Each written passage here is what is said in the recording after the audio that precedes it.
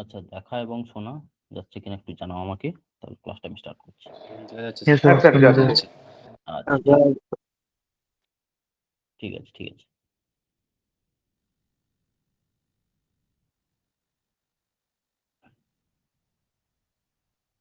Good evening সকলকে। Geography আজকের নতুন একটা পার্ট নিয়ে এসেছি। স্যার, আচ্ছা, তুই ক্লিয়ার শুনতে পাচ্ছ তো? হ্যাঁ স্যার, শোনা যাচ্ছে। ঠিক আছে।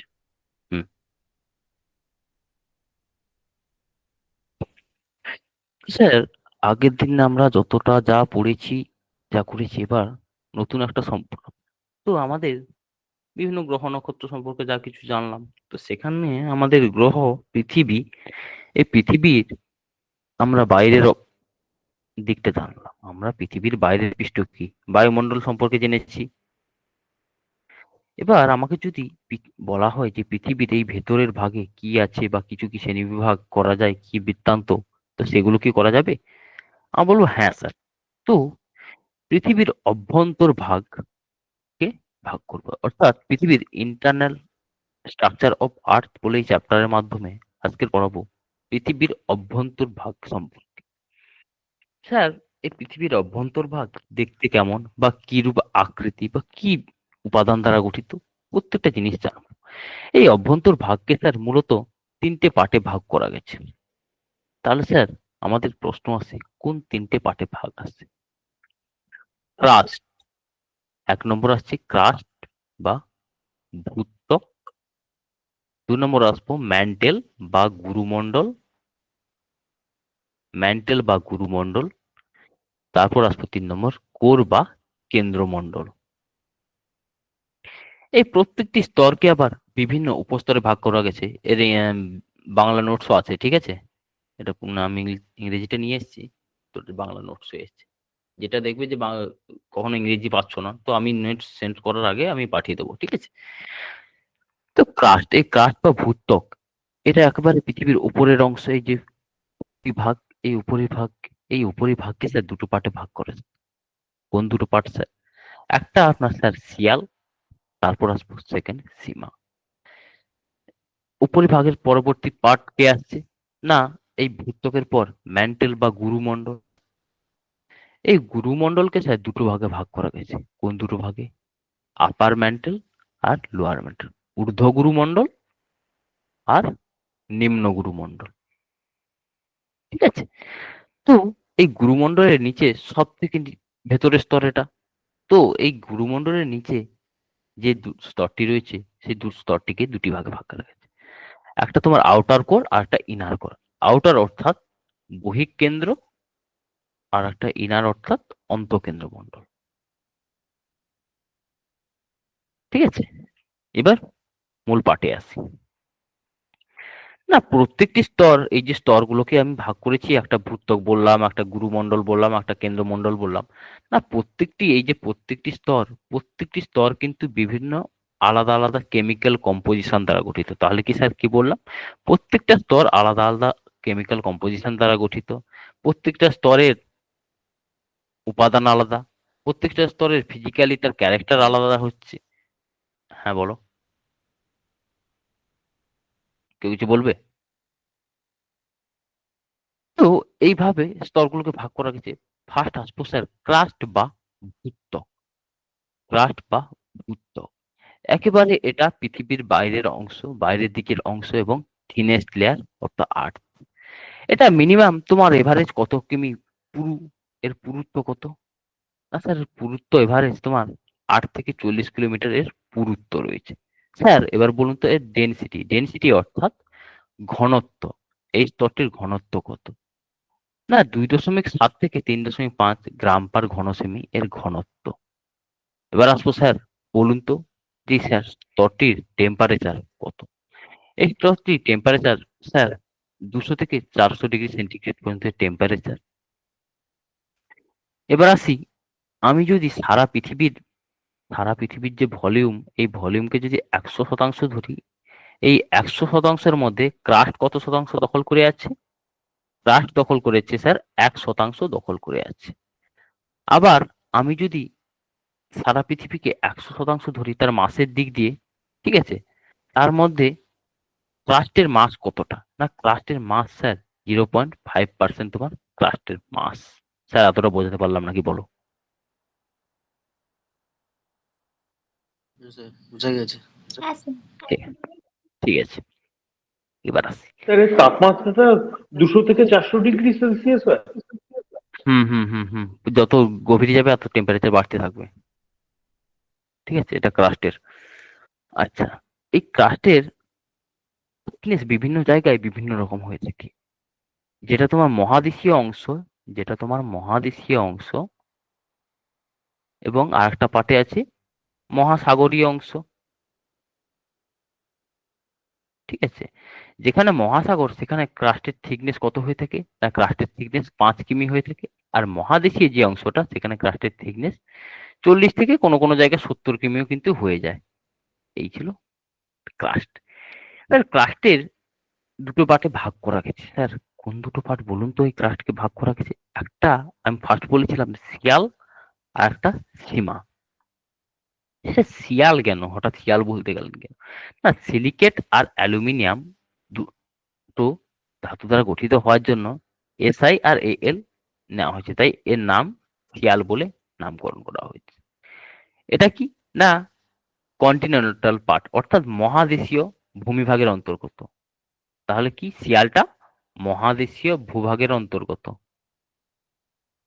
মহাদেশীয় ভূভাগের অন্তর্গত কে? না, শিয়াল।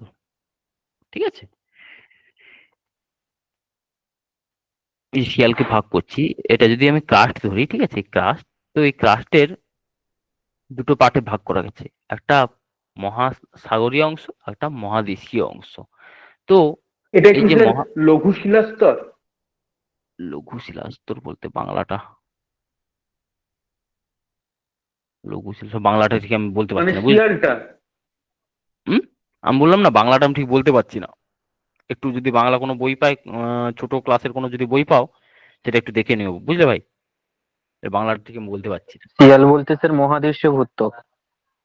না, ওই যে লঘু শিলাস্তর বললো না, আমি ওটাই বললাম। আমি সেটার কথা বলিনি। আমি যেটা মহাদেশীয় মহাসাগরীয় ভূত্বক, আমি তো বললাম যে শিয়ালটা তোমার মহাদেশীয় ভূত্বকের অন্তর্গত। এবার আসবো সীমা। এটা কি না, এটা তোমার মহাসাগরীয় ভূত্বকের অন্তর্গত। সীমা তোমার মহাসাগরীয় ভূত্বকের অন্তর্গত। এই সীমা কেন বলা হয়েছে? সিলিকেট আর ম্যাগনেসিয়াম ধাতু দ্বারা গঠিত হওয়ার জন্য এদের ওয়ারগুলোকে নিয়ে সীমা নামকরণ করা হয়েছে, এবং এটা বলে দেওয়াই হয়েছে যে এটা মহাসাগরীয় ভূত্বকের অন্তর্গত। এবার আসবো ক্রাস্ট, তো গেল, ক্রাস্টের গল্প শেষ এখানে। কালারটা আমি চেঞ্জ করি। স্যার ওই মহাসাগরীয় অঞ্চলটা কতদূর বিস্তৃত বললেন? হুম, মহাসাগরীয় অংশটা এভারেজ তোমার 5 কিমি পর্যন্ত হয়ে থাকে, আর মহাদেশীয় অংশটা 40, কোনো জায়গায় বেশি হয়ে থাকে, 60-70 পর্যন্ত কোনো জায়গায় হয়ে থাকে। সরি, এটা তোমার মহাদেশীয় অংশটা। আর মহাসাগরীয়টা এভারেজ 5 কিমি ধরা হয়ে থাকে। ঠিক আছে, এবার আসবো ম্যান্টেল বা গুরুমণ্ডল।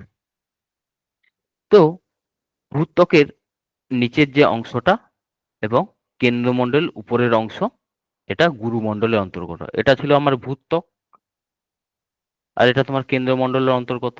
এই দুইয়ের মধ্যবর্তী যে স্তরটি, এই স্থান থেকে এতটা পর্যন্ত বিস্তৃত স্তরটি, সেটা তোমার কি নামে পরিচিত? না, সেটা ম্যান্টেল বা গুরুমণ্ডল নামে পরিচিত। ঠিক আছে,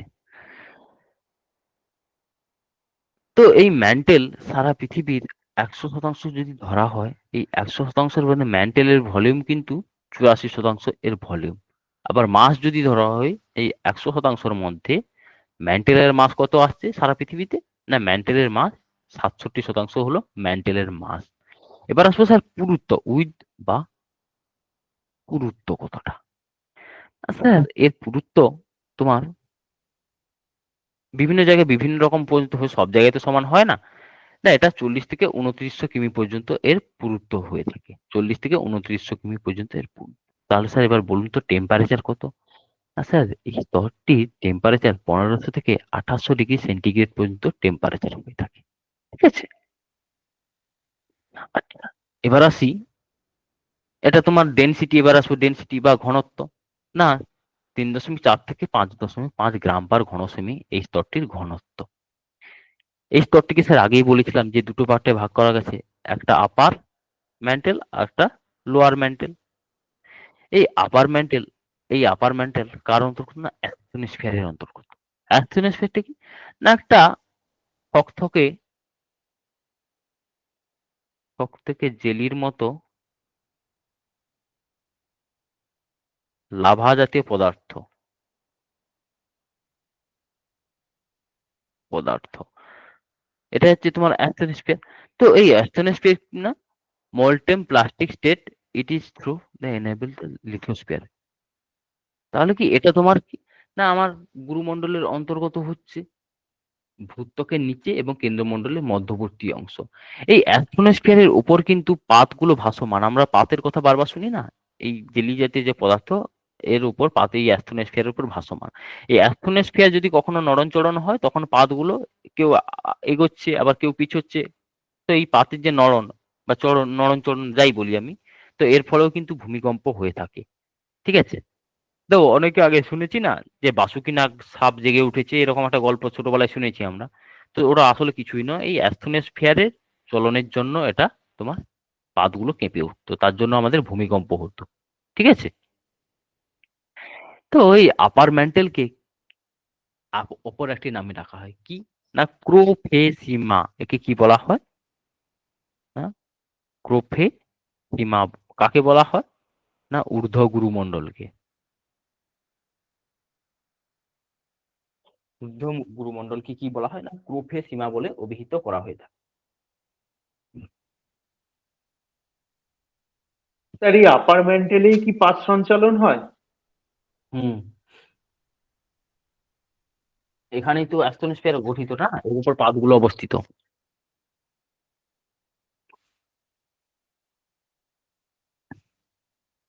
পাত বলতে স্যার ওই প্লেটগুলো, এই ইউরেশিয়ান প্লেট, বার্মা হুম প্লেট হুম, এগুলো?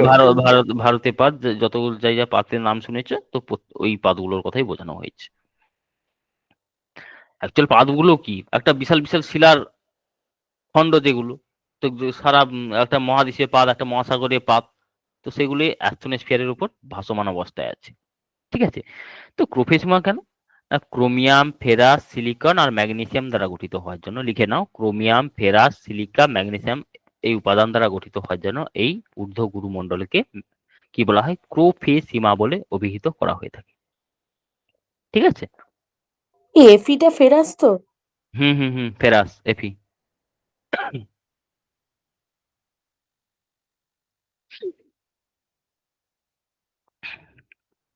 আচ্ছা, এর উইথ বা পুরুত্ব। স্যার হ্যাঁ, অ্যাটমসফিয়ারের গভীরতা কত স্যার? এই গভীরতায় আমি আসছি, উইথ বা পুরুত্ব। এটা তোমার 40 থেকে 1000 কিমির মধ্যে এটি অবস্থিত। ঠিক আছে, 40 থেকে 1000 কিমি পর্যন্ত এটি অবস্থিত। টেম্পারেচার কত? ওকে। 1500, হ্যাঁ 1500 থেকে 1900 ডিগ্রি সেন্টিগ্রেড পর্যন্ত টেম্পারেচার। আচ্ছা এতটা যা কিছু লিখেছিলাম লেখা হয়ে গেছে? হ্যাঁ স্যার হয়েছে। হ্যাঁ স্যার। আচ্ছা, এবার আসবো লোয়ার ম্যান্টেল। এটা তোমার নিম্ন গুরুমণ্ডল। টেম্পারেচারটা একবার দেখান তো। টেম্পারেচারটা কি হলো? 1500 থেকে 1900 বললাম যে, এই যে দেখিয়েছি দেখো, 1500 থেকে 1900 ডিগ্রি সেন্টিগ্রেড তোমার টেম্পারেচার। যেগুলো লেখা আছে সেগুলোই লেখো, বাদ বাকি এগুলো তো নোটসে পেয়ে যাবে, তুমি প্রিন্ট পেয়ে যাবে।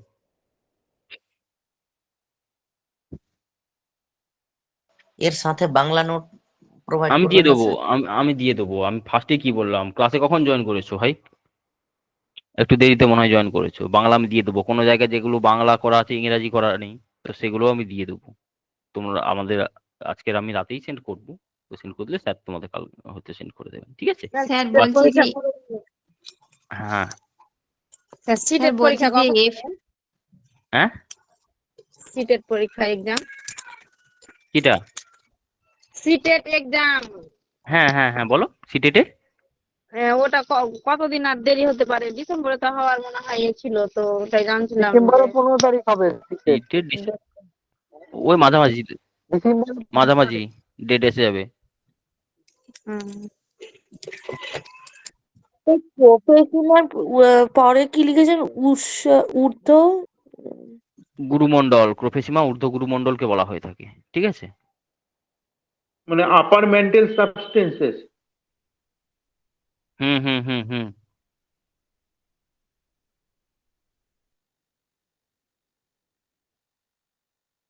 লেখা হলো? হ্যাঁ স্যার। ঠিক আছে। লোয়ার ম্যান্টেল বা নিম্ন গুরুমণ্ডল, এই অংশটা লোয়ার ম্যান্টেল বা নিম্ন গুরুমণ্ডল। তো এই নিম্ন গুরুমণ্ডল, এই স্তরটি ঊর্ধ্ব গুরুমণ্ডল আর কেন্দ্রমণ্ডল, ঊর্ধ্ব গুরুমণ্ডল এবং কেন্দ্রমণ্ডল এই দুইয়ের মধ্যবর্তীতে অবস্থিত স্যার। ঠিক আছে, এটা তোমার গুরুমণ্ডল একেবারে নিচের অংশ। এই স্তরটিকে কি বলা হয় স্যার? নিফেসিমা। কাকে বলা হয়? না, নিম্ন গুরুমণ্ডলকে বলা হয় নিফেসিমা বলে। নিকেল, ফেরাস, সিলিকা, ম্যাগনেসিয়াম দ্বারা গঠিত এই উপাদান। ঠিক আছে, তার জন্য কি নিফেসিমা বলে অভিহিত করা। এবার আসবো স্যার ঘনত্ব কতটা। না, ঘনত্ব তোমার 4.5 থেকে 5.5 গ্রাম পার ঘন সেমি তোমার ঘনত্ব হয়ে থাকে। ঠিক আছে, পুরুত্ব কতটা? পুরুত্ব 1000 থেকে 2900 কিমি পর্যন্ত এই স্তরটির পুরুত্ব। টেম্পারেচার কত? 2500 থেকে 2800 ডিগ্রি সেন্টিগ্রেড পর্যন্ত টেম্পারেচার। ঠিক আছে, এবার স্যার পরের পার্টে আসছি, একটু লিখে নাও যেগুলো লেখা ছিল, 1-2 লাইন যেগুলো বলেছি লিখে নাও, তারপর পরের পার্টে আসছি।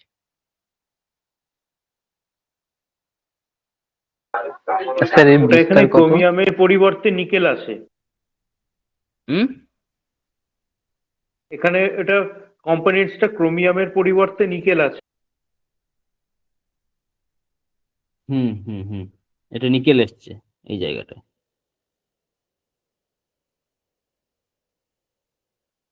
সেটা ক্রোমিয়াম সিআর ছিল, আর এখানে হচ্ছে নিকেল এসছে। ঠিক আছে, আচ্ছা এবার আসি কোর বা কেন্দ্রমণ্ডল। পৃথিবীর একেবারে ভেতরের অংশ, একেবারে ভেতরের অংশ, এটা তোমার কেন্দ্রমণ্ডলের অন্তর্গত। কেন্দ্রমণ্ডলের অন্তর্গত এই স্তরটির পুরুত্ব কত?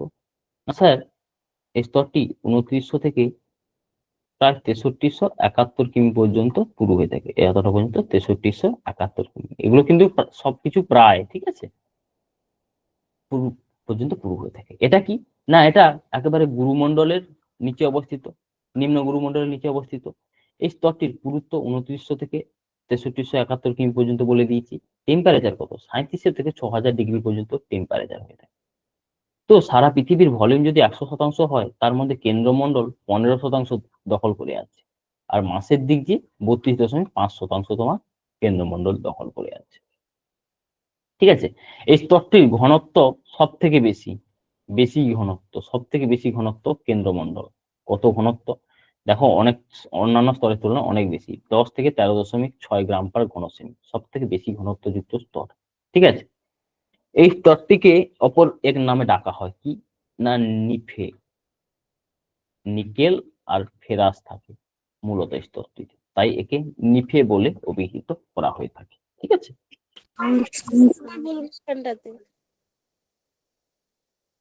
কি হলো? আচ্ছা, এই স্তরটিকে স্যার দুটি পার্টে ভাগ করা গেছে বলেছিলাম। একটা তোমার আউটার কোর আর একটা ইনার কোর, বহিঃকেন্দ্রমণ্ডল, একটা তোমার অন্তঃকেন্দ্রমণ্ডল। ঠিক আছে, তো তোমার স্যার, অন্তঃকেন্দ্রমণ্ডলের এর আগের অন্তর্গত, পেজটা একবার একটুখানি দেখান। দেখাচ্ছি দেখাচ্ছি, আর এটা বহিঃকেন্দ্রমণ্ডলের অন্তর্গত। দেখো, হাতে স্পিড বাড়াও ভাই, বুঝলে, একটু হাতে স্পিড বাড়াও, সেটা তোমার পরীক্ষার জন্য লাভদায়ক হবে, আমার জন্য নয়।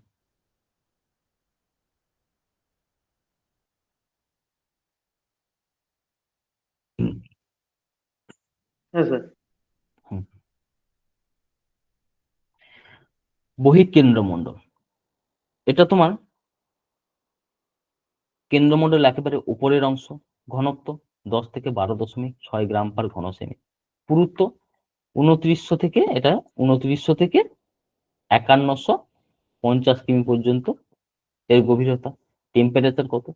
না 3700 থেকে 4300 ডিগ্রি সেন্টিগ্রেড পর্যন্ত টেম্পারেচার হবে, ঠিক আছে। এবার আসবো স্যার বহিঃ কেন্দ্রমণ্ডল। বহিঃ কেন্দ্রমণ্ডল এটা একেবারে ভেতরের অংশ, অন্তঃকেন্দ্রমণ্ডলের নিচে অবস্থান করে। পুরুত্ব কত? 5150 থেকে 6371 কিমি পর্যন্ত এটি তোমার পুরু হয়ে থাকে। টেম্পারেচার কত? 4300 থেকে 6000 ডিগ্রি পর্যন্ত টেম্পারেচার। এবার আসছি ঘনত্ব কত? না এই স্তরটির ঘনত্ব 12.3 থেকে 13 গ্রাম পার ঘন সেমি, ঠিক আছে।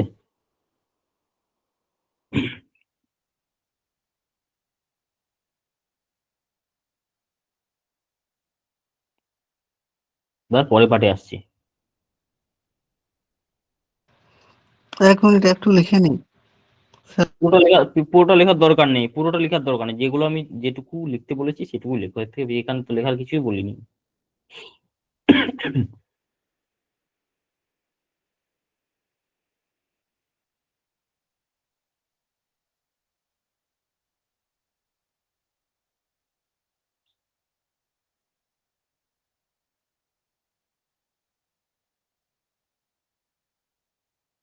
পরে পাঠে আসছি।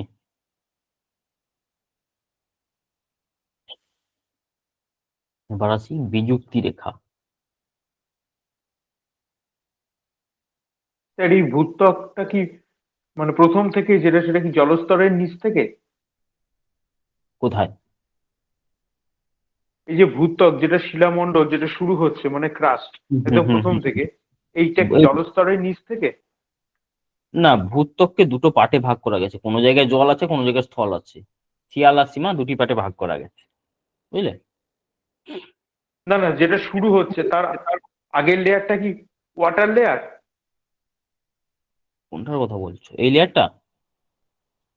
মানে একদম ফার্স্টে যে লেয়ারটা শুরু হচ্ছে মানে হ্যাঁ ক্রাস্ট, হ্যাঁ। লিথোস্ফিয়ারটা কি শুরু হচ্ছে তার আগে কি ওয়াটার লেয়ার আছে? মানে তার আগে? না কেন থাকবে, ভূত্বক ডিরেক্ট ভূত্বক তো। একবারে আমরা আমরা কার উপর বসবাস করে আছি? আমরা মানুষ কার উপর বসবাস করছি? ভূত্বকের উপরই তো বসবাস করে আছি। ড্যাশ ড্যাশ ড্যাশ ড্যাশ ওই জায়গাটা কি মানে 0 কিলোমিটারের ওইখানটায়, ওটা কি ওয়াটার লেয়ার না কি? একদম না। তো যে জায়গাটায় দেখো, কিছুটা আমাদের সারা পৃথিবীতে কিছুটা অংশ তো জল দ্বারা গঠিত, আর কিছুটা তোমার স্থল দ্বারা গঠিত। তো তার জন্য কিছুটা অংশ দেখো জল দিয়েছি, আর এই পাশে দেখো স্থলভাগ দিয়েছি, ঠিক আছে। তার জন্য এইভাবে ছবি আঁকা হয়েছে। আচ্ছা, বিযুক্তি রেখা প্রসঙ্গে আসছি। বিযুক্তি রেখা বা ডিসকন্টিনিউটি, তো এগুলি ভূমিকম্পীয় তরঙ্গ, যে ভূকম্পীয়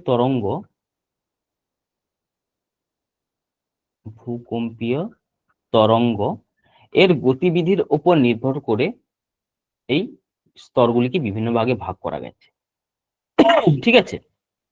এই স্তরগুলো কি আমি কেউ গিয়ে রিসার্চ করছিল? নিশ্চয়ই না। তো বিজ্ঞানীগণ বিভিন্ন রিসার্চ করেছেন, তো সেক্ষেত্রে ভূমিকম্পের তরঙ্গের গতিবিধি দেখে বিভিন্ন স্তরকে ভাগ করেছে। 0 থেকে তোমার 6371 কিমি পর্যন্ত বিভিন্ন স্তর আছে।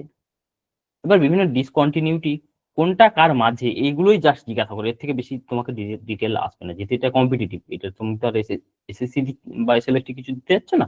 সেক্ষেত্রে জিজ্ঞাসা করবে যে, কোশ্চেন একটা করে দিল যে শিয়াল এবং সীমা এর মাঝে কোন বিযুক্তি রেখা অবস্থিত? শিয়াল এবং কনরাড বিযুক্তি স্যার।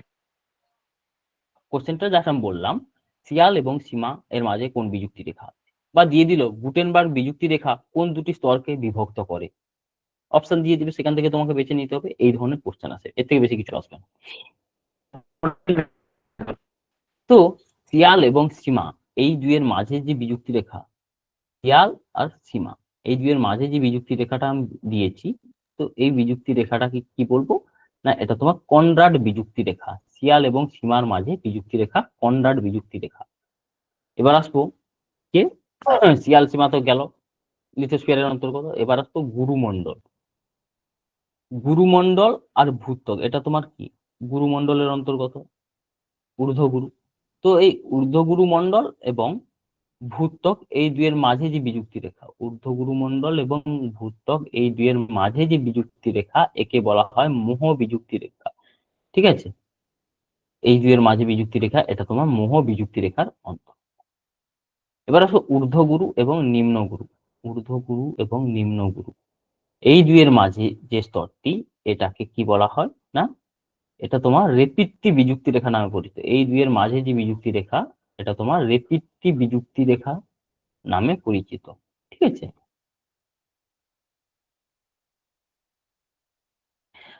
এবার আসবো নিম্নগুরু আর কেন্দ্রমণ্ডলের উপরের অংশ, আউটার কোর। ঠিক আছে, বহিঃকেন্দ্র, এর মাঝে কি আছে, গুটেনবার্গ বিযুক্তি রেখা। নিম্ন গুরু এবং বহিঃকেন্দ্র মণ্ডলের মাঝে কি আছে না, গুটেনবার্গ বিযুক্তি রেখা। এই যে গুটেনবার্গ বিযুক্তি রেখা অবস্থিত। ছবিটা কি তোমরা আঁকছো নাকি? স্যার লিখছি। ঠিক আছে, লিখেই না। আচ্ছা, এবার আসি বহিঃকেন্দ্র এবং অন্তকেন্দ্র। বহিঃকেন্দ্র এবং অন্তকেন্দ্র এই দুইয়ের মাঝে যে বিযুক্তি রেখা, তাকে বলা হয় লেমেন বিযুক্তি রেখা। এই দুইয়ের মাঝে যে বিযুক্তি রেখা, এটা তোমার লেমেন বিযুক্তি রেখা। এই যে কনরাড বিযুক্তি রেখা, এটা তোমার ভিক্টর কনরাড নামকরণ করেছেন। ভিক্টর কনরাড, কনরাড বিযুক্তি রেখা। 1925-এ। কনরাড বিযুক্তি, এখানে সালটাল লাগবে না, অনলি এসএসসি যদি হয় তখন জিজ্ঞাসা করে, বা তুমি যদি ডাব্লিউবিসিএস মেন স্ট্রেন্থ দিতে চাও সেক্ষেত্রে জিজ্ঞাসা করে, এখানে সালটাল লাগে না। স্যার কি লিখেছিল তো প্রথমে? Victor Conrad. Victor Victor Victor Victor, আমার উচ্চারণটা শোনো, হাতের অক্ষর খুব বাজে। ভিক্টর কনরাডের নামানুসারে। ঠিক আছে, এবার আসি মোহ বিযুক্তি রেখা। মোহর ভিসিক, এটা তোমার মোহ বিযুক্তি রেখা। মোহ বিযুক্তি রেখা, মোহর ভিসিক, মোহ বিযুক্তি রেখা। মোহ, হ্যাঁ বলো। মোহ বিযুক্তি রেখাটা কার নাম অনুসারে একটু নামটা একটু বলুন। মোহর ভিসিক, মোহর ভিসিক বাংলাতেই লিখো, মোহর ভিসিকের নামানুসারে। ঠিক আছে, মোহর ভিসিক।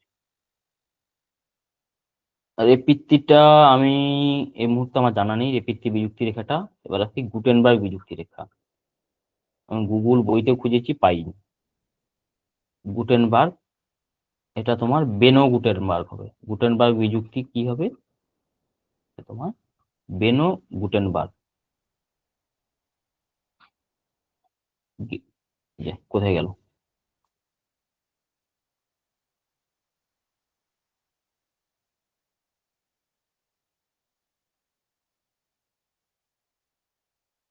বেনো গুটেনবার্গ। ঠিক আছে, গুটেনবার্গ বিযুক্তি বেনো গুটেনবার্গ। আর যেটা তোমার লাস্ট আসছে লেমেন বিযুক্তি, এটা তোমার বিজ্ঞানী লেমেনের নামানুসারে। ঠিক আছে, লেমেনের নামানুসারে। পুরোটা লেখা হলে বলবে আমাকে। স্যার আপার প্রাইমারি টেটের সোশ্যাল স্টাডিজ এর মধ্যে এটা জিওগ্রাফি থাকে তো। হুম,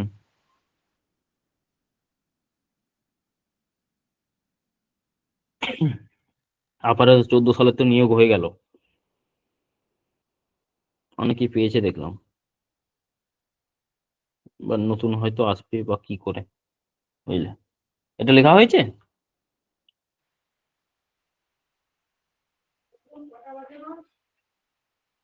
স্যার একদম ওই যে ওপরটা কি ঊর্ধ্বের এই আগের ওয়ার্ডটা একটু বলবেন?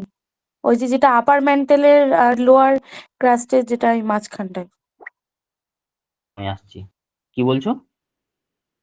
ওই যে রেড কালারের যেটা লিখেছেন না, ওই ঊর্ধ্বের আগের ওয়ার্ড। হ্যাঁ হ্যাঁ, ওই জায়গাটা। গুরু গুরু গুরু, ঊর্ধ্বগুরু, ঊর্ধ্বগুরু। আমার কথাগুলো ফলো করো, না হলে হাতের খুব বুঝতে পারবে না। স্যার হুম, বলছি, আপনি যে বলছেন এই গুটেনবার্গ বিযুক্তি রেখা, এই বিযুক্তি রেখা কাকে বলে? বিযুক্তি রেখা বললাম না, বিভিন্ন স্তরকে ভূকম্পে তরঙ্গ চলাচলের উপর নির্ভর করে বিযুক্তি বা বিভিন্ন রেখার নামকরণ করা হয়েছে। যে রেখার নামকরণ করা হচ্ছে তাকে বিযুক্তি রেখা বলে অভিহিত করা হয়। ঠিক আছে, তো কাকে বলে ওগুলো জানতে চাইবে না। তার মানে স্যার ভূকম্পের তরঙ্গের প্রকৃতি অনুসারে বিজ্ঞানীগণ ভূত্বকে যে কাল্পনিক রেখা কল্পনা করেছেন তাকে বিযুক্তি রেখা হুম বলে। হুম হুম স্যার, এটা কি বইয়ে- হুম বইতে কি পেয়েছে? বইয়েতে আছে যে ভূমিকম্পের তরঙ্গের গতিবেগের পরিবর্তনকে বিযুক্তি রেখা বলে। তো প্রত্যেকটা স্তর ওয়াইজ তো গতিবেগ পরিবর্তিত হচ্ছে, প্রত্যেকটা স্তর ওয়াইজ তো গতিবেগ পরিবর্তিত হচ্ছে, তার উপর নির্ভর করে আলাদা আলাদা বিযুক্তি নামকরণ করা হয়েছে। ঠিক আছে, প্রত্যেকটা স্তর ওয়াইজ তো গতি পরিবর্তিত হচ্ছে, সব স্তরে তো গতি সমান নয়।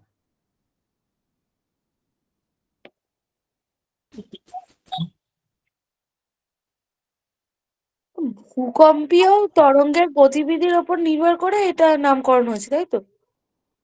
আলাদা আলাদা স্তরকে তার যে পয়েন্ট গুলো, যে এই যে গুরুমণ্ডল আর কেন্দ্রমণ্ডল, এর মাঝামাঝি কি না ভূকম্পীয় তরঙ্গ গতিবিধি পরিবর্তন হচ্ছে, তো এর মাঝে একটা স্তরকে ভাগ করা হয়েছে, তার উপরে আবার একটা স্তরকে ভাগ করা হয়েছে। প্রথমেই বললাম যে বিযুক্তি রেখা এটা তোমার ভূকম্পের তরঙ্গের উপর নির্ভরশীল, তরঙ্গের গতির উপর নির্ভরশীল করে বিভিন্ন বিজ্ঞানীগণ একে বিভিন্ন স্তরে নামকরণ করেছে।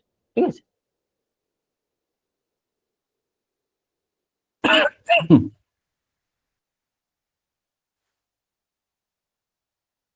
পরে পাঠে আসবো নাকি?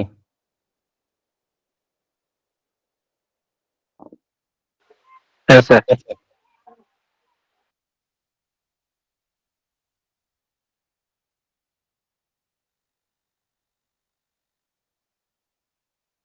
দেখো নোটস এসছে কিনা নতুন, এসছে? হ্যাঁ স্যার এসছে। ঠিক আছে,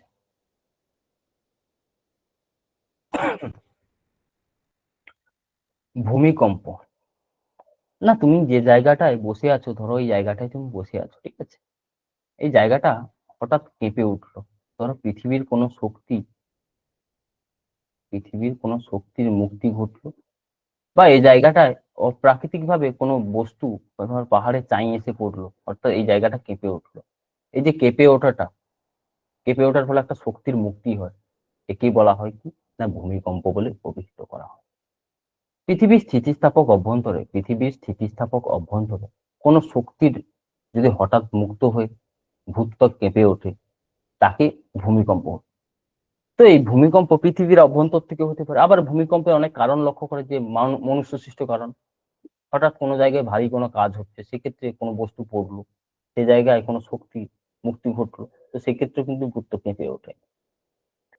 এই ভূমিকম্পের প্রসঙ্গে আমি যদি প্রাকৃতিক ভাবে সৃষ্ট ভূমিকম্প বলি, সেখানে ভূমিকম্পের কেন্দ্র আর উপকেন্দ্র বলে দুটো কথা আমরা শুনে থাকি। না পৃথিবীতে ধরো এই জায়গায় ভূমিকম্প সৃষ্টি হলো, যে জায়গায় ভূমিকম্প সৃষ্টি হলো সেই স্থান থেকে শক্তির মুক্তি ঘটে, যে জায়গাটায় থেকে শক্তিগুলো মুক্তি হলো সেই জায়গাটাকেই বলা হয় পৃথিবীর ভূকম্পের কেন্দ্র বলে অভিহিত করা হয়। বোঝা গেল? হ্যাঁ স্যার। আবার স্যার আবার বলেন ওটা ভূমিকম্পটা একটু। কোনটা? ভূমিকম্পটা একটু আবার বলেন। ধরো তুমি যে জায়গাটা পৃথিবীর বসে আছো, অভ্যন্তরে যেখানে ভূমিকম্পের উৎপত্তি হচ্ছে তাকে ভূমিকম্পের কেন্দ্র বলে।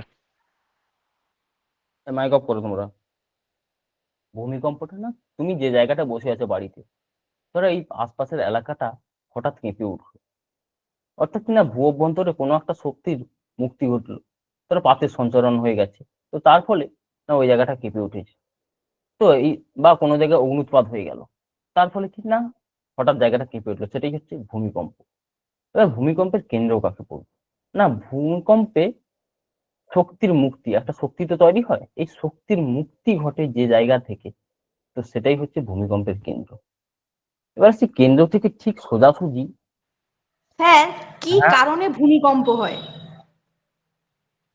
আমি ফার্স্টেই বলেছি ভূমিকম্পের সৃষ্টি প্রসঙ্গে, যে কোনো কারণে ভূপৃষ্ঠের অ্যাস্ট্রোস্ফিয়ারে সঞ্চরণশীলতা, তার ফলে কি না পাতগুলো একে অপরকে ধাক্কা খাচ্ছে, তো তার ফলে ভূমিকম্প সৃষ্টি হতে পারে।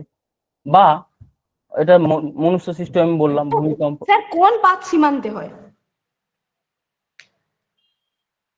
পাত সীমান্ত প্রসঙ্গে এবার পাত সীমান্ত গুলো পড়াতে হবে। এবার আমি আসি, ধরো অভিসারী পাত সীমান্ত, দুটো পাত, ঠিক আছে, আছে।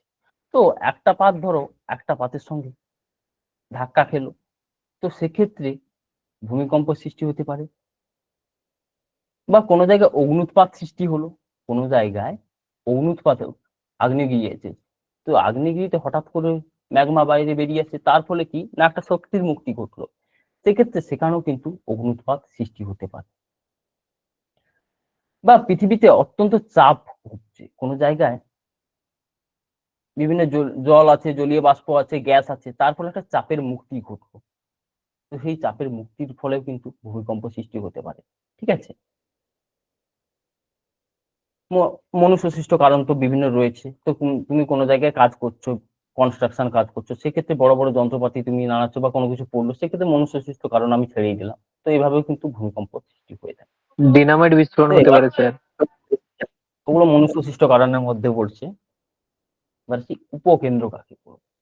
না, যে জায়গায় ভূমিকম্প সৃষ্টি হলো তার ঠিক উপরেই ভাগে, ঠিক আছে, যে স্থানটি, তো সেই স্থানটিকে ভূমিকম্পের উপকেন্দ্র বলে অভিহিত করা হয়ে থাকে, ঠিক আছে।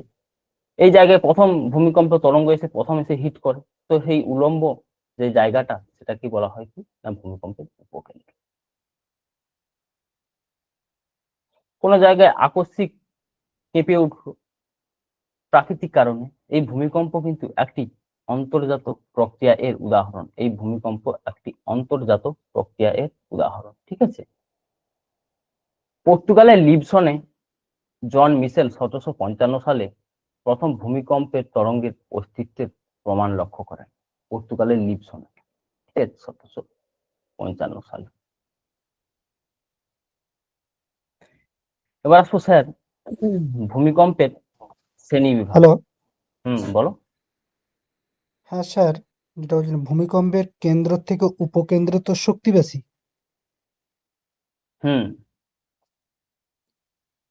মানে কোন জায়গায় কেন্দ্রে থেকে উপকেন্দ্রই তো বেশি হয় শক্তি? আমাদের শক্তি বেশি, আমি সেই প্রসঙ্গেই আসছি, শ্রেণী বিভাগ প্রসঙ্গে এটা আমি পড়াবো, ঠিক আছে। Okay sir. ভূমিকম্পের তরঙ্গের দুটি ভাগে ভাগ করা যায়, একটা তোমার স্যার দেহ তরঙ্গ, আর একটা পৃষ্ঠ তরঙ্গ, দুটো ভাগে ভাগ করা গেছে। তো এরও বিভিন্ন ভাগ আছে। দেহ তরঙ্গ কি না, যে সকল ভূকম্পীয় তরঙ্গ ভূ অভ্যন্তরে বিভিন্ন স্তর দিয়ে, এগুলো তো বিভিন্ন স্তরকে ভাগ করেছি আমি এর আগে, তো এই স্তর এখানে তো সৃষ্টি হলো, বিভিন্ন স্তর বেয়ে ভূকম্পীয় তরঙ্গ এলো, তো এই ভূ অভ্যন্তরে যে স্তর দিয়ে এসে পৌঁছায় এটা হচ্ছে দেহ তরঙ্গ। বিভিন্ন স্তর বেয়ে বেয়ে এগুলো আসে, এই স্তর বেয়ে বেয়ে তরঙ্গ, এটা তোমার দেহ তরঙ্গ, এটা দুটি ভাগে ভাগ করা যায় দেহ তরঙ্গ।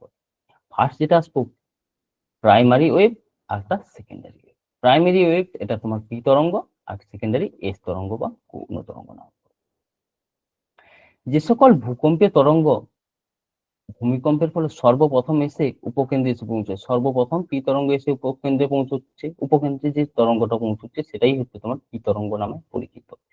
এটা কিন্তু ভূমিকম্পের কেন্দ্র থেকে উৎপত্তি লাভ করে এবং এই তরঙ্গটি অনুদৈর্ঘ্য প্রকৃতির, এই তরঙ্গটি অনুদৈর্ঘ্য প্রকৃতির। এর গতিবেগ কত স্যার না 6 থেকে 8 কিমি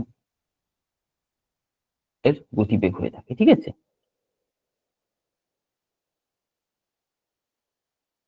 এবার আসবো গৌণ তরঙ্গ, তোমার সেকেন্ডে, কিন্তু এই যে গতিবেগটা এটা কিন্তু সেকেন্ডে, ঠিক আছে, এটা কিন্তু সেকেন্ডে, সেকেন্ডে এত কিমি করে গতি হয়ে থাকে।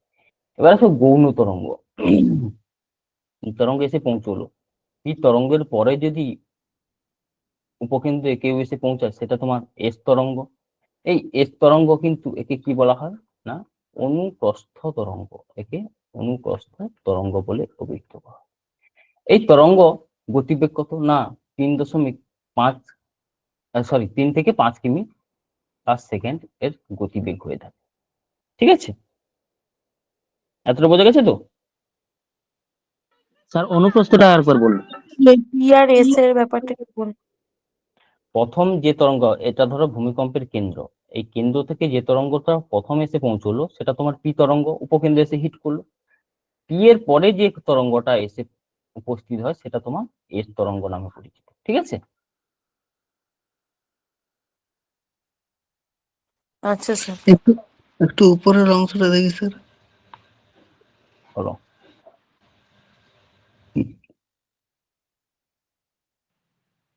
স্যার হয়েছে? স্যার বলো। বলছিলাম যে পি তরঙ্গ কোন কোন তরঙ্গ মানে এর মাধ্যমে চলাফেরা করতে পারে? পি তরঙ্গ শিলামণ্ডল, গুরুমণ্ডল, কেন্দ্রমণ্ডল সব কঠিন মণ্ডলের তরল গ্যাসীয়। মধ্য দিয়ে কিন্তু চলাচল করে। এবার যদি বলা হয় মাধ্যমগুলো, স্তর বলেছি, এবার যদি মাধ্যম বলে তখন বলা হবে কঠিন, তরল এবং গ্যাস। এগুলো আমি পরে আসছে, একটা ছকে দিয়েছি। ঠিক আছে?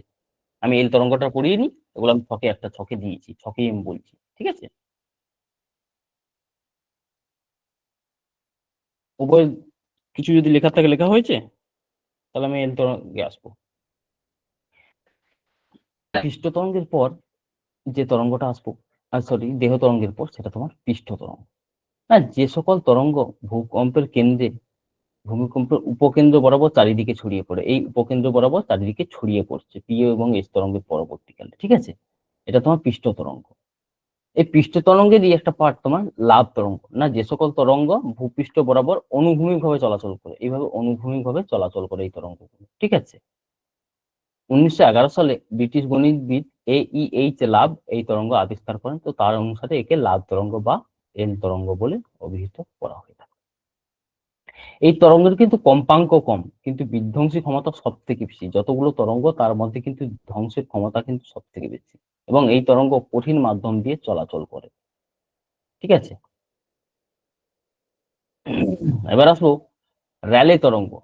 না, যে সকল ভূকম্পীয় তরঙ্গ উলম্ব ভাবে চলাচল করছে, কিরকম না উপবৃত্তাকার ভাবে, এইভাবে উপবৃত্তাকার ভাবে চলাচল করে, উপবৃত্তাকার ভাবে চলাচল করে, তো এটাই হচ্ছে তোমার র্যালে তরঙ্গ বলে অভিহিত করা হয়ে থাকে। তো 1985 সালে লর্ড র্যালে এই তরঙ্গ আবিষ্কার করেছেন। লর্ড র্যালে এই তরঙ্গ আবিষ্কার করেছে, র্যালে হবে। ঠিক আছে? বানান ভুল হচ্ছে। স্যার উলম্ব মানে হুম, উলম্ব একটু ইংলিশটা বলবেন? লম্বের ইংলিশটা ভার্টিক্যালি। এটা তোমার ভার্টিক্যালি। ভার্টিক্যালি। ভার্টিক্যালি। এবার পি তরঙ্গ, এস তরঙ্গ এবং এল তরঙ্গের প্রত্যেকটা একটা তুলনা দিয়েছি। এই জায়গার নোটগুলো ইংলিশে আছে তো? আমি দিয়ে দেবো ইংলিশে, তোমার চিন্তার কোনো কারণ নেই। তুমি শুধু এখন ক্লাসটা করে নিও, আমি ইংলিশেই পাঠিয়ে দেবো। আগের গুলো তো সবই তো পাঠিয়ে দিয়েছি। পি তরঙ্গ, এস তরঙ্গ এবং এল তরঙ্গ। পি তরঙ্গ কি কি বলা হয়? না, পি তরঙ্গকে বলা হয় দেহ তরঙ্গের অন্তর্গত। এস তরঙ্গ এটাও তোমার দেহ তরঙ্গ, কিন্তু এল তরঙ্গ এটা পৃষ্ঠ তরঙ্গের অন্তর্গত। ঠিক আছে? এই পি তরঙ্গের গতিবেগ বেশি, কত না 6.5 থেকে 13.5 কিমি পার সেকেন্ড হয়ে থাকে। এস তরঙ্গ 4.5 থেকে 7.4 কিমি পার সেকেন্ড হয়ে থাকে এস তরঙ্গের গতিবেগ। এল তরঙ্গের গতিবেগ কম, কিন্তু এই ব্যাটা বেশি ধ্বংস করে, 3 থেকে 4 কিমি পর্যন্ত গতিবেগ হয়ে থাকে। এই তরঙ্গে কার বিধ্বংসী ক্ষমতা? না, ভূ অভ্যন্তরে সৃষ্টি হওয়ার ফলে এই তরঙ্গের বিধ্বংসী ক্ষমতা কম। আবার এস তরঙ্গ ভূ অভ্যন্তরে সৃষ্টি হওয়ার ফলে এরও বিধ্বংসী ক্ষমতা কিছুটা কম, কিন্তু এটা ভূপৃষ্ঠের ক্রিয়াশীল। এই এল তরঙ্গ ভূপৃষ্ঠে ক্রিয়াশীল, তার জন্য এটি ক্ষমতা সব থেকে বেশি। এই পৃষ্ঠ বরাবর কাজ করছে না, তার জন্য এর ক্ষমতাটা বেশি। মাধ্যম আসি, কে কোন মাধ্যম দিয়ে চলাফেরা করতে পারে, কে কোন মাধ্যম দিয়ে চলাফেরা করতে পারে না। না, পি তরঙ্গ কঠিন, তরল, গ্যাসীয় মাধ্যম দিয়ে চলাফেরা করে পি তরঙ্গ। আবার এস তরঙ্গ তরল মাধ্যম দিয়ে যেতে পারে না। ঠিক আছে? এস তরঙ্গ তরল মাধ্যম দিয়ে যেতে পারে না, কঠিন এবং গ্যাসীয় মাধ্যম দিয়ে চলাচল করে এস তরঙ্গ। কঠিন আর গ্যাসীয় এই মাধ্যম দিয়ে চলাচল করে। ঠিক আছে? এবার আসবো এল তরঙ্গ। এ কেবলমাত্র কঠিন মাধ্যম দিয়ে চলাফেরা করে, এতে একেবারে ভেতরে যাচ্ছে। তো এটা তোমার কঠিন মাধ্যম দিয়ে চলাফেরা করছে, উপরিপৃষ্ঠ দিয়ে চলাচল করছে। পি তরঙ্গ শিলামণ্ডল, গুরুমণ্ডল, কেন্দ্রমণ্ডল সব মণ্ডল দিয়ে যাতায়াত করে, কিন্তু এস তরঙ্গ কেবলমাত্র শিলামণ্ডল আর এল তরঙ্গ কেবলমাত্র শিলামণ্ডল দিয়ে চলাচল করে, ঠিক আছে।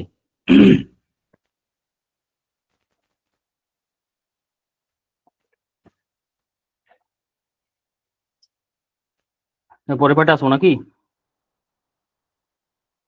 স্যার, 2 নম্বর বলতে একটু দেখুন। কোনটা বলো তো?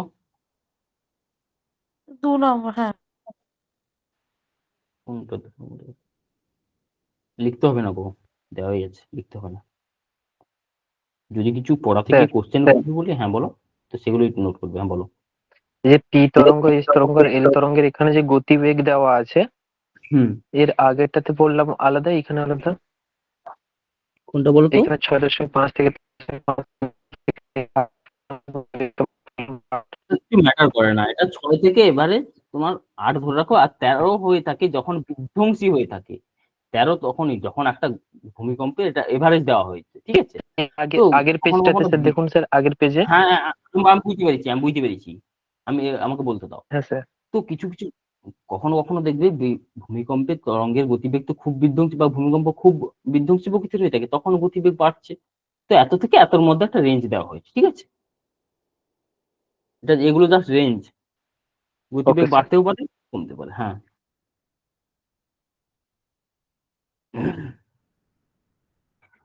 এবার ভূমিকম্পের গতিবিধি পরিমাপক যন্ত্র। ভূমিকম্পের গতিবিধি পরিমাপক যন্ত্র, ফার্স্ট আসবো ভূমিকম্প লেখো বা সিসমোগ্রাফ। না, যে অকারণে মাইকগুলো অন করছো কেন? কোনো কিছু বলার থাকলে বলো। ভূমিকম্পের লেখ, না যে যন্ত্রের সাহায্যে ভূমিকম্পের গতিবিধি নথিভুক্ত করা হয়, তো সেটাই হচ্ছে তোমার ভূমিকম্প লেখ যন্ত্র বা সিসমোগ্রাফ বলে অভিহিত করা হয়। জন মিলান এই যন্ত্রটি প্রথম সিসমোগ্রাফ ব্যবহার, ঠিক আছে, 1892 সালে। সিসমোগ্রামটা কি? না, সিসমোগ্রাফ যন্ত্রে গ্রাফ হয়ে গেছে, গ্রাফ রূপে ভূমিকম্পের তরঙ্গ, অর্থাৎ যে একটা তরঙ্গের ডেটা গুলো নেওয়া হলো, ঠিক আছে, নথিভুক্ত করা হলো। আর একটা কি হলো, না এভাবে ডেটা গুলোকে ছবি আকারে তুলে ধরা হচ্ছে, ঠিক আছে, সেটাই হচ্ছে তোমার সিসমোগ্রাম বলে অভিহিত করা হচ্ছে, অঙ্কন করা হচ্ছে ছবিটা। ভূমিকম্পের তীব্রতা পরিমাপক যন্ত্র, একটা আছে তোমার রিক্টার স্কেল, একটা তোমার মার্কালি বা মার্শালি স্কেল। না, যে যন্ত্রের সাহায্যে ভূমিকম্পের তীব্রতা মাপা হয়, অর্থাৎ শক্তি মাপা হচ্ছে, সেটা তোমার রিক্টার স্কেল। 1935 সালে আমেরিকান ভূকম্পবিদ চার্লস রিক্টার এই স্কেলটি আবিষ্কার করেন। পরীক্ষা কোশ্চেন দেয় রিক্টার স্কেলে কোন এককে মান দেওয়া হয়, এটা তোমার লগারিদম এককে, ঠিক আছে, লগারিদম এককে। 0 থেকে 10 পর্যন্ত বিস্তৃত এর মান। আমার ভূমিকম্প তরঙ্গ যদি ছিল 5, যদি হলো 6, এই যে 1 ইউনিট বৃদ্ধি পেলো, এই 1 ইউনিট বৃদ্ধি পাওয়া মানে ভূমিকম্পের তীব্রতা কত বৃদ্ধি পাবে? এই 1 ইউনিট বৃদ্ধি পাওয়া মানে ভূমিকম্পের তীব্রতা 10 গুণ বেড়ে যাবে, ঠিক আছে।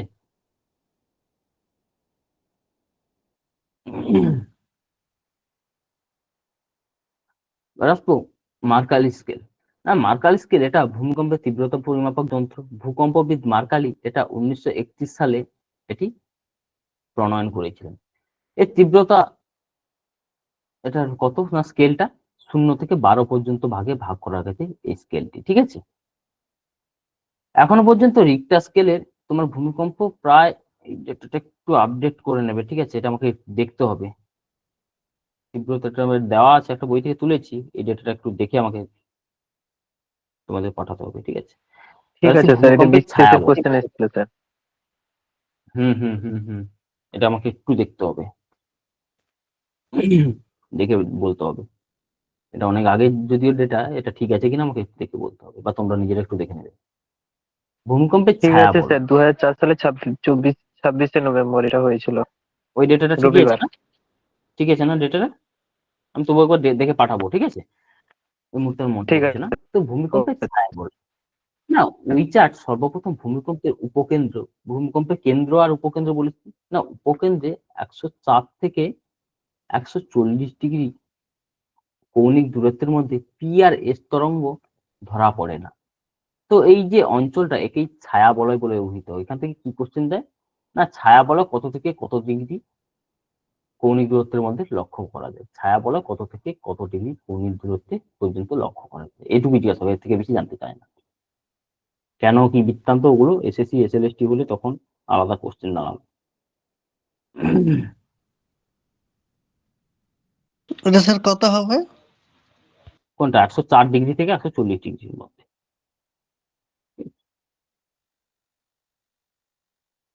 তো কিছু দিয়েছি তোমার, অনলাইনে দিয়েছি, এগুলো পড়বে না। ভারতের হিমালয় পার্বত্য অঞ্চলে সব থেকে বেশি ভূমিকম্প প্রবণ হয়, কোশ্চেন দিয়ে দেয়। ভারতে কোন অঞ্চলে সব থেকে বেশি ভূমিকম্প হয়?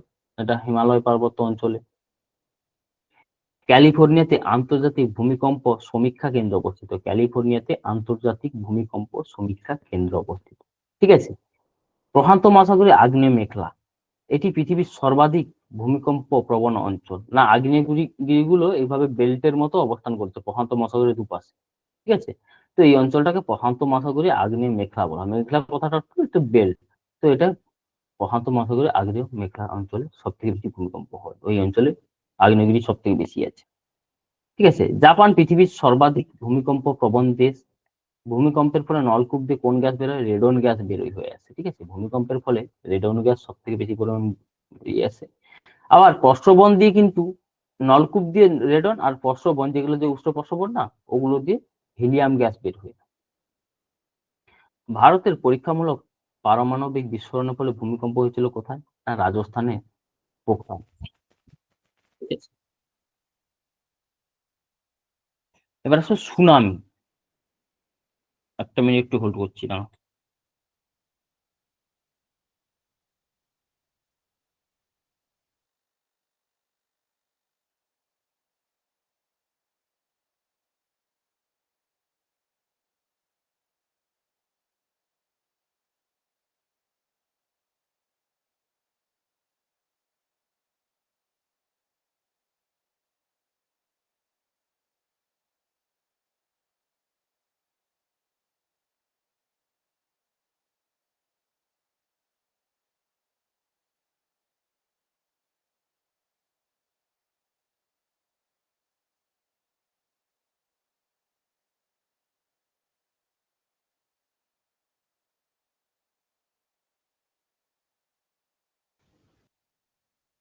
আচ্ছা, এবার আসি সুনামি।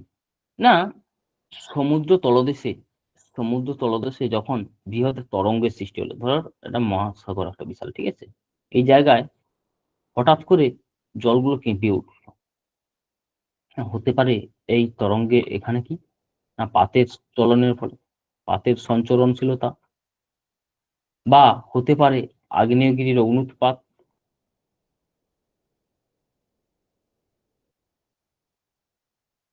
তো এই সকল কারণে কোনো কারণে ধরো আমার সমুদ্রের তলদেশটা কেঁপে উঠলো, তখন কেঁপে ওঠার ফলে বৃহৎ তরঙ্গের সৃষ্টি হয়। এই তরঙ্গের ফলে জলের গতিবেগ বৃদ্ধি পায়। জলগুলো কি না উপর নিচ খুব বেগে কি হয় না আমার স্থলভাগের দিকে আছড়ে পড়ে।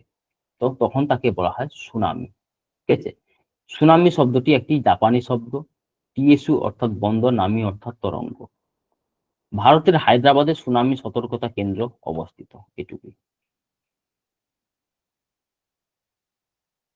স্যার ওই নিচে ওইটা যে কি পাতাল যাচ্ছে, কোনটা বলো তো? ওই আগ্নেয়গিরির অগ্নুৎপাতের আগে দুটো ওয়ার্ড একটু বলবেন?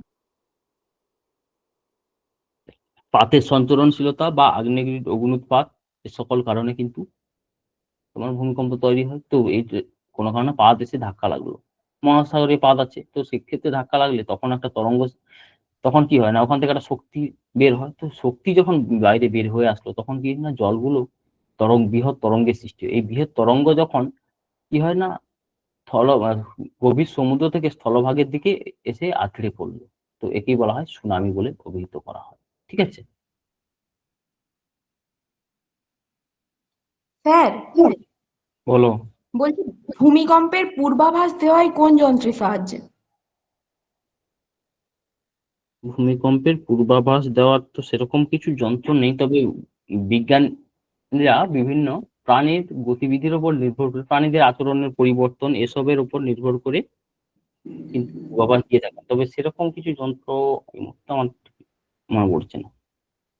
ঠিক আছে, যদি ডেটা থাকে তো পাঠিও আমাকে। যেটা কিছু আছে দেখতে হবে। সেরকম ডেটা আমার কাছে এই মুহূর্তে অ্যাভেলেবল নেই, ঠিক আছে? আর স্যার কোন প্রাণী সবার প্রথম ভূমিকম্প এটা অনুভব করতে পারে? জিকের কোশ্চেন গো বললে, এটা পিঁপড়ে কি ঘোড়া, এর মধ্যে কিছু একটা হবে। জিকের কোশ্চেন এটা, স্যার পিঁপড়ে হবে, পিঁপড়ে। স্যার পিঁপড়ে হবে, এটা পিঁপড়ে। পিঁপড়ে কি ঘোড়া একটা হবে, ঠিক আছে? একটু দেখে নেবে, যদি বা কোনো স্ট্র্যাটেজিকের যিনি স্যার আছেন ওনাকে একটু যদি জিজ্ঞাসা করতে পারো তো খুব ভালো হয়, ঠিক আছে? স্ট্র্যাটেজিকের পার্টের কোশ্চেন। আচ্ছা স্যার, ঠিক আছে। ঠিক আছে। আচ্ছা, এবার কি ছিল, আগ্নেয়গিরিতে আসবো। দেখো এসছে নতুন নোট, উপরের দিকেই ছিল ওটা।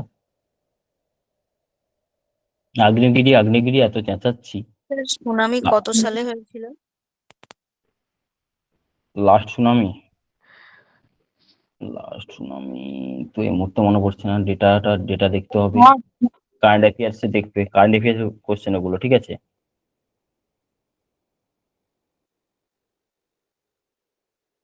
খুব রিসেন্ট ভারতবর্ষে তো সেরকম হয়নি, তো অন্যান্য দেশে যদি হয়ে থাকে ওটা কারেন্ট অ্যাফেয়ার্স পার্টের মধ্যে পড়ছে, দেখবে। আচ্ছা, এবার আসবো অগ্নুৎপাত ও সংশ্লিষ্ট ভূমিরূপ। অগ্নুৎপাত কি প্রথম আসবো না? স্যার ওয়ার্ল্ডের মধ্যে লাস্ট সুনামি বললেন? হ্যাঁ হ্যাঁ হ্যাঁ হ্যাঁ, ওটা ওই মনে হয় 2022-এ একবার হয়েছিল, ওই কি হংকং এ না কোথায় হয়েছিল একটা। না ভারতে তো লাস্ট হয়নি এখনো, কয়েক বছরে সারা বিশ্বের নিরিখে ওটা একটু দেখে নেবে, ওটা কারেন্ট অ্যাফেয়ার্স পার্টের কি মধ্যে কি পড়ছে। টোঙ্গা হুঙ্গা না কি নাম ছিল যেন? একটু দেখে নেবে। হংকং এ না আটলান্টিকে ছিল, এই জায়গাতে হয়তো হয়েছিল। ওটা একটু গুগল দেখবে, ঠিক আছে? লাস্ট কি হয়েছিল 2022-এ হয়েছিল লাস্ট। হ্যাঁ, ওগুলো কারেন্ট অ্যাফেয়ার্স পার্টের কোশ্চেন কিন্তু দিয়ে দিতে, রেল যারা দেবে এখানে বা এসএসসি যারা দেবে এই পার্টে কিন্তু দিয়ে দেয় এদের, অনেক পুরোনো ডেটা থেকে কিন্তু বা কারেন্ট অ্যাফেয়ার্স থেকে কোশ্চেন আসে। অগ্নুৎপাত প্রসঙ্গে আসি, অগ্নুৎপাত কাকে বলবো? না, ভূঅভ্যন্তরে কোনো জায়গায়, আমার তো ভূঅভ্যন্তরে যে তরল অংশ, এই যে ম্যাগমা, তরল যে অংশগুলো এগুলোকে কি বলা হয়, গলিত শিলার যে অংশ, এই ম্যাগমা বলা হয় গলিত শিলার অংশ। তো সেই ম্যাগমা গুলো সঞ্চরণশীল চলছে, বেটারা ঘোরাফেরা করছে, কোনো জায়গায় দুর্বল জায়গা পেয়েছে, এই জায়গাটা তো দুর্বল পেয়েছে, ঠিক আছে? তো তার ফলে এই বেটা ধাক্কা মারছে, সঞ্চরণশীল তো ধাক্কা মারছে, ধাক্কা মারার ফলে কোনো সময় নিঃশব্দে বা কোনো সময় সশব্দে বা শব্দের সহিত যে না বেটারা বাইরে বেরিয়ে আসলো। এই বাইরে বেরিয়ে আসাটা ভূগর্ভের যে তরল পদার্থ, আগ্নেয় পদার্থ যখন বাইরে বেরিয়ে আসলো তাকে বলা হয় অগ্নুৎপাত। কোনো সময় কি হতে পারে না সশব্দে বা কোনো সময় নিঃশব্দে বাইরে বেরিয়ে আসতে পারে। এই যে আগ্নেয়গিরি যখন অগ্নুৎপাত হলো তার সঙ্গে কিন্তু গ্যাস, বাষ্প, ধোঁয়া, তরল ম্যাগমা আকারে বাইরে বেরিয়ে আসে, ঠিক আছে? ভূ আলোড়নের ফলে ভূ অভ্যন্তরে দুর্বল স্থান দিয়ে ভূ অভ্যন্তরে তরল ও সান্দ্র হবে, এটা সান্দ্র সংগ্রহ হয়ে গেছে, সান্দ্র পদার্থ, গ্যাস, বাষ্প সবকিছু যখন বাইরে বেরিয়ে আসলো কোনো সময় শব্দের সহিত বা কোনো সময় নিঃশব্দে যখন বাইরে বেরিয়ে আসলো তখন তাকে অগ্নুৎপাত বলে অভিহিত করব, ঠিক আছে? এই অগ্নুৎপাত প্রসঙ্গে দুটো ওয়ার্ড আমাদের খুব বড্ড জ্বালায় স্কুল লেভেলে, ম্যাগমা আর লাভা।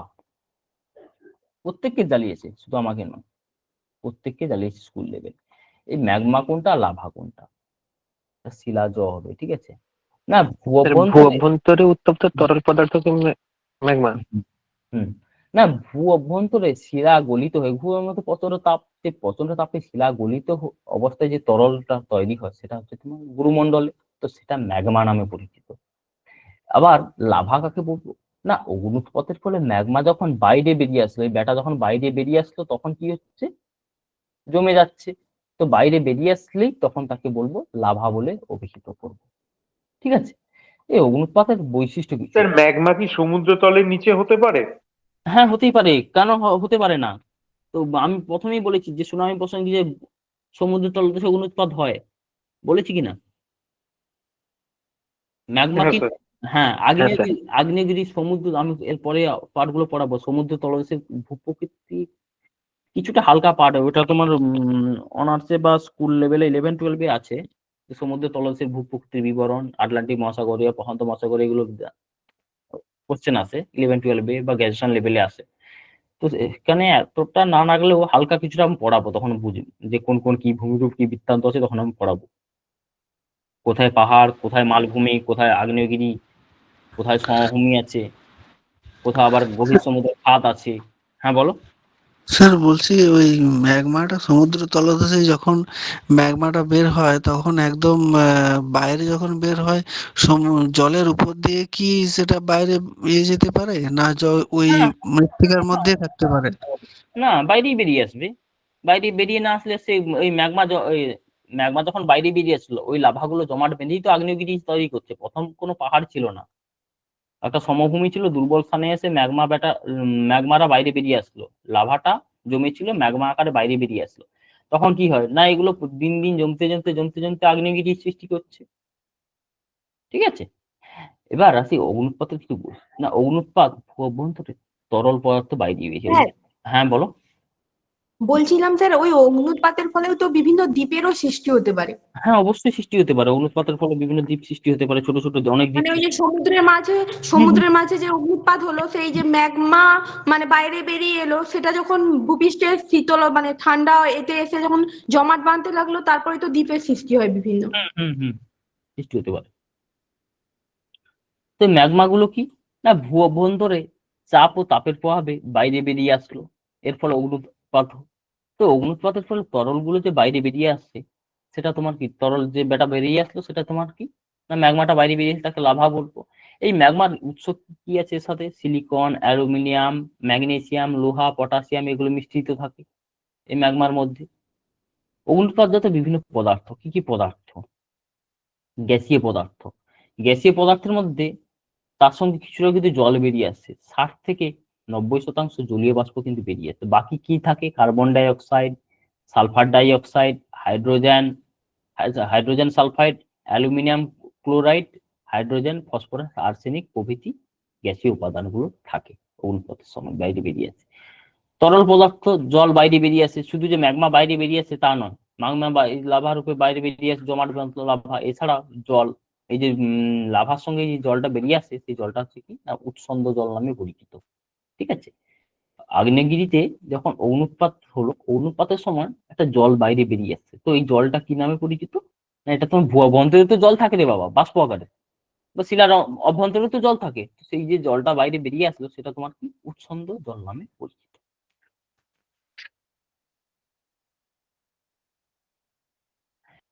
কঠিন পদার্থ, এই কঠিন পদার্থের মধ্যে অন্তর্গত পাইরোক্লাস্ট। এই লাভাগুলো জমাট বেঁধে পাইরোক্লাস্ট তৈরি করে। ঠিক আছে, এটা আগ্নেয়গিরির একবারে মুখে তৈরি করে। এই যে কঠিন পদার্থগুলো আগ্নেয়গিরিতে কি হয় না, জমাট বেঁধে চূর্ণ বিচূর্ণ হয়ে শিলা জাতীয় পদার্থ, সেটাই তোমার পাইরোক্লাস্ট। তো এই পাইরোক্লাস্ট প্রসঙ্গে আসি, পাইরোক্লাস্টিক শিলা না, আগ্নেয়গিরি জ্বালামুখে জমে থাকা কঠিন পদার্থ চূর্ণ বিচূর্ণ হয়ে ভেঙে বেরিয়েছে। আগ্নেয়গিরি জ্বালামুখে অগ্নুৎপাত হতে হতে কিছু বছর ধর থেমে গেছে। ঠিক আছে, থেমে গেছে, তখন কি না কঠিন পদার্থ আকারে জমে আছে, আবার নতুন করে অগ্নুৎপাত হলো। এই অগ্নুৎপাতের ফলে ধাক্কা মারলো, ধাক্কা মারার ফলে এই যে পদার্থগুলো জমেছিল, এই পদার্থগুলো বাইরে ছড়িয়ে ছিটিয়ে চারদিকে পড়লো। এই যে ছোট ছোট পদার্থ, শিলাগুলো চূর্ণ বিচূর্ণ হয়ে যে পড়লো, এই চূর্ণ বিচূর্ণ শিলাগুলিকে বলা হয় পাইরোক্লাস্টিক শিলা। বুঝতে পারলাম? আরেকবার বলুন স্যার। আগ্নেয়গিরিতে বলছি, দাঁড়াও কোথায় জায়গা পাই, ধরো এটা আগ্নেয়গিরি। ঠিক আছে, এই আগ্নেয়গিরি জ্বালামুখ এটা, তো কিছু বছর অন্তর অন্তর অগ্নুৎপাত হতে পারে। ঠিক আছে, সেক্ষেত্রে কিছু বছর অগ্নুৎপাত হওয়ার পর দেখা গেল না, এই শিলাগুলো আর অগ্নুৎপাত হয়নি, ম্যাগমা গুলো কি হয় না বাইরে বেরিয়েছে, জমাট বেঁধে গেছে। ঠিক আছে, লাভার বাইরে জমাট বেঁধে গেছে, লাভা তো জমাট বেঁধে যায়। তো সেক্ষেত্রে আবার পরে ধরো আমার 2022 সালে অগ্নুৎপাত হয়েছিল, আর অগ্নুৎপাত হয়নি, তো পদার্থগুলো জমে গেছে। আবার ধরো 2025 সালে অগ্নুৎপাত হয়েছে, তখন কি হয় না, ম্যাগমা যখন বাইরে বেরিয়ে এলো, বাইরে বেরিয়ে আসার ফলে এখানে তো ধাক্কা মারবে, ধাক্কা মারার ফলে এই যে শিলাগুলো জমাট বেঁধেছিল, এই শিলাগুলো কি হয় না চূর্ণ বিচূর্ণ এদিক সেদিক করে পড়ে যায়। এই চূর্ণ বিচূর্ণ যে শিলাটা, এটাই হচ্ছে পাইরোক্লাস্টিক শিলা নামে পরিচিত। এটা আগ্নেয়গিরি থেকে সৃষ্টি হয়। ঠিক আছে, ক্লিয়ার? হ্যাঁ স্যার। পাইরোক্লাস্টিক শঙ্কু, ভূত্বকের ফাটলের চারপাশে পাইরোক্লাস্ট জাতীয় পদার্থ, সিন্ডার ও ভস্ম জমাট বেঁধে পাইরোক্লাস্টিক যে শিলাগুলো ছিল, বিশেষ ফাটল দিয়েও তো অনেক সময় লাভা জমাট বাঁধে। ম্যাগমা যখন বাইরে বেরিয়ে আসে লাভা জমাট বাঁধলো, তখন কি হয়, এর সঙ্গে যে সিন্ডার ভস্ম যা কিছু ছিল এর উপর এসে পড়লো, ঠিক আছে। তার ফলে একটা শঙ্কু আকৃতির বা মোচার আকৃতির একটা আগ্নেয়গিরি গঠন করে ছাই ভস্ম দিয়ে। তো সেটাই হচ্ছে পাইরোক্লাস্টিক শঙ্কু নামে পরিচিত। এটা তোমার কি না, পাইরোক্লাস্টিক শঙ্কু নামে পরিচিত। ছাই ভস্ম জমাট বেঁধে পাইরোক্লাস্টিক শিলার ওপর এটি তৈরি হয়, ঠিক আছে। এবার আসবো আগ্নেয়গিরির, এই যে আগ্নেয়গিরি কখনো অনবরত হচ্ছে, কখনো থেমে যাচ্ছে, এর উপর নির্ভর করে আগ্নেয়গিরির লাভা যে বাইরে বের হচ্ছে, এই যে লাভা বের হচ্ছে এর উপর নির্ভর করে বিভিন্ন ভাগে ভাগ করা গেছে যে পদার্থগুলো আগ্নেয়গিরি। একটা তোমার কি না, ফিউমারোল, যে সকল আগ্নেয়গিরি থেকে ধোঁয়া জলীয় বাষ্প বেরোচ্ছে। বেশিরভাগ অনেক আগ্নেয়গিরি দেখবে প্রচুর গ্যাস সমৃদ্ধ, তো ধোঁয়া আর জলীয় বাষ্প যদি বের হয় প্রচুর পরিমাণে, সেটা তোমার ফিউমারোল ধরনের। আর এটা তোমার মফিটিস, না প্রচুর পরিমাণে কার্বন ডাই অক্সাইড এই আগ্নেয়গিরি থেকে বেরোচ্ছে। ভূগর্ভে প্রচুর কার্বন ডাই অক্সাইড ছিল, সেখান থেকে এই আগ্নেয়গিরি থেকে বেরোচ্ছে। সেটা তোমার মফিটিস। আর একটা তোমার স্যাফিয়নি। এটা তোমার কি নেন, যে সকল আগ্নেয়গিরি থেকে বোরিক অ্যাসিড বের হয়, যে সকল আগ্নেয়গিরি থেকে বোরিক অ্যাসিড বের হয়, সেটা তোমার কি স্যাফিয়নি নামে পরিচিত। আর সালফাটারাটা কি, আর যদি গন্ধক মিশ্রিত থাকে সেটা তোমার সালফাটারা নামে পরিচিত। এই একটু স্যার স্ট্যান্ডার্ড বোরিক অ্যাসিডটা কি? অ্যাসিডের নাম গো বাবা, বোরিক অ্যাসিড কি আবার, আমি অ্যাসিডের নাম কেমিস্ট্রি লোক হয়ে যাবো যে।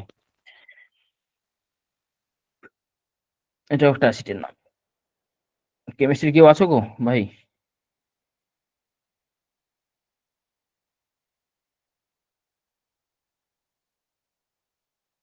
এবার আসবো আগ্নেয়গিরি থেকে উদ্গত জল। আগ্নেয়গিরি থেকে উদ্গত জল একটা মেটিওরিক জল, একটা ফ্রিয়াটিক জল, ম্যাগমা হবে না। আগ্নেয়গিরি জলের সবটাই যে ভূ অভ্যন্তর থেকে, এই ধর আগ্নেয়গিরি সবটা যে ভিতর থেকে আসবে তা না, কিছুটা অংশ আমার বাইরে ধর মেঘ বায়ুমণ্ডল থেকে আসে। তো এই মেঘ বায়ুমণ্ডল থেকে কিছু পরিমাণ জল জল আগ্নেয়গিরি জ্বালা, এই যে জ্বালামুখ ছিল এই জ্বালামুখে এসে জমাট বাঁধছে। এই যে জলটা আসলো জ্বালামুখকে ভরিয়ে দিল, এটাই হচ্ছে মিটিওরিক জল। এটা হচ্ছে বলা হয় মিটিওরিক জল। বায়ুমণ্ডলস্থিত জল যদি স্যার আমাকে বলতে দাও একটু।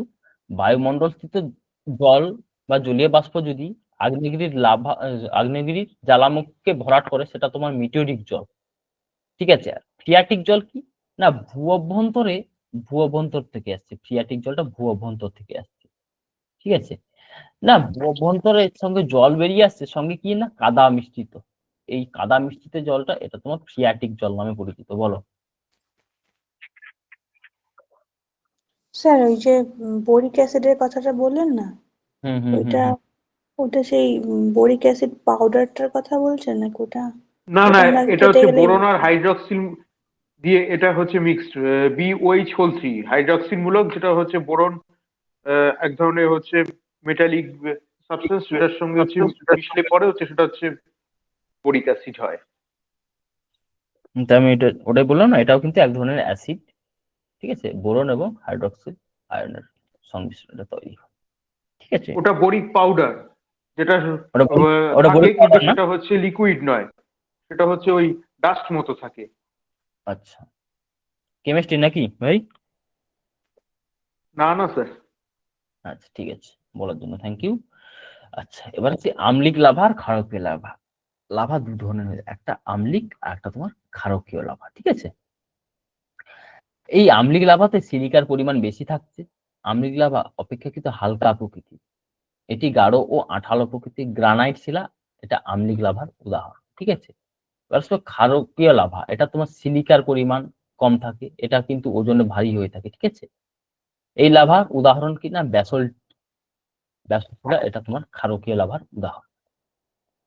তোমার লাভার প্রকৃতি অনুযায়ী পা হো হো আর আর নামে শুনেছি আমি, ঠিক আছে। তো এখানে পা হো হো, এটা ক্ষারীয় লাভা দ্রুত জমাট বাঁধে। ক্ষারীয় লাভাটা দ্রুত জমাট বাঁধে। নিচে তরল স্তরটি, নিচে যে স্তরটি আছে সেটা কঠিন লাভাকে দূরে টেনে নিয়ে যায়। তরল যে লাভাটা সেটা কঠিন লাভাকে দূরে টেনে নিয়ে যাচ্ছে। তার ফলে কি হচ্ছে না, এইভাবে দড়ি পাকানোর মতো পাকে পাকে অবস্থান করছে। এই ক্ষারকীয় লাভা দ্রুত জমাট বাঁধে, তার ফলে কি হয় না কঠিন লাভাকে আবার পরবর্তীকালে যখন অগ্নুৎপাত হচ্ছে তখন কি না তরল লাভা আবার টেনে নিয়ে যাচ্ছে দূরে। তার ফলে কি হচ্ছে এইভাবে পাক খেয়ে যায়। এই যে পাক খেয়ে যাচ্ছে দেখো, এই পাক খাওয়ানো দড়ির পাকের মতো যে লাভাটা সেটা তোমার কি না পা হো হো নামে পরিচিত। ঠিক আছে, এবার আটা আছে, এটা তোমার আম্লিক লাভা। এটা কি না এবড়ো খেবড়ো টাইপের, তা এবড়ো খেবড়ো টাইপের এই লাভা কি না ভূপৃষ্ঠ থেকে উঠে আসছে মাত্র লাভাটা, উঠে এসে যা হোক ভূপৃষ্ঠ থেকে হঠাৎ বাইরে বেরিয়েছে, যা জমাট বেঁধে গেল, এর কোনো শেপ নেই বা আকৃতি নেই, এবড়ো খেবড়ো টাইপের, সেটা তোমার লাভা। ঠিক আছে, এবার চুয়ে দিয়েছি, অনলাইনে দিয়েছি কিছু 10,000 ধূম্রপতাকা বা ভ্যালি অফ 10,000 স্মোক। এটা কি না আলাস্কায় দেখা যায়, এটা কোশ্চেন আছে কোথায় দেখা যায় না, এটা আলাস্কা দেখা যায়, আলাস্কাতে দেখা যায়, এটা স্ট্যাটিস্টিক্যাল কোশ্চেন। 10,000 ধূম্রপতাকা কোথায় দেখা যায়, আলাস্কাতে। আলাস্কার কাটমাই আগ্নেয়গিরি অঞ্চলে যে ফিউমারোল বলেছি, ফিউমারোলটা কি না ধোঁয়া জলীয় বাষ্প বেরোয়, যে অসংখ্য ফিউমারোল দেখা যায়। তো এই অঞ্চলটাকে কি বলা হয় না 10,000 ধূম্র উপত্যকা বলে অভিহিত করা যায়। আগ্নেয়তূপ, আগ্নেয়গিরির ভস্ম চারিপাশে সিমেন্টের মতো জমাট বাঁধলে সেটা তোমার কি না আগ্নেয়তূপ,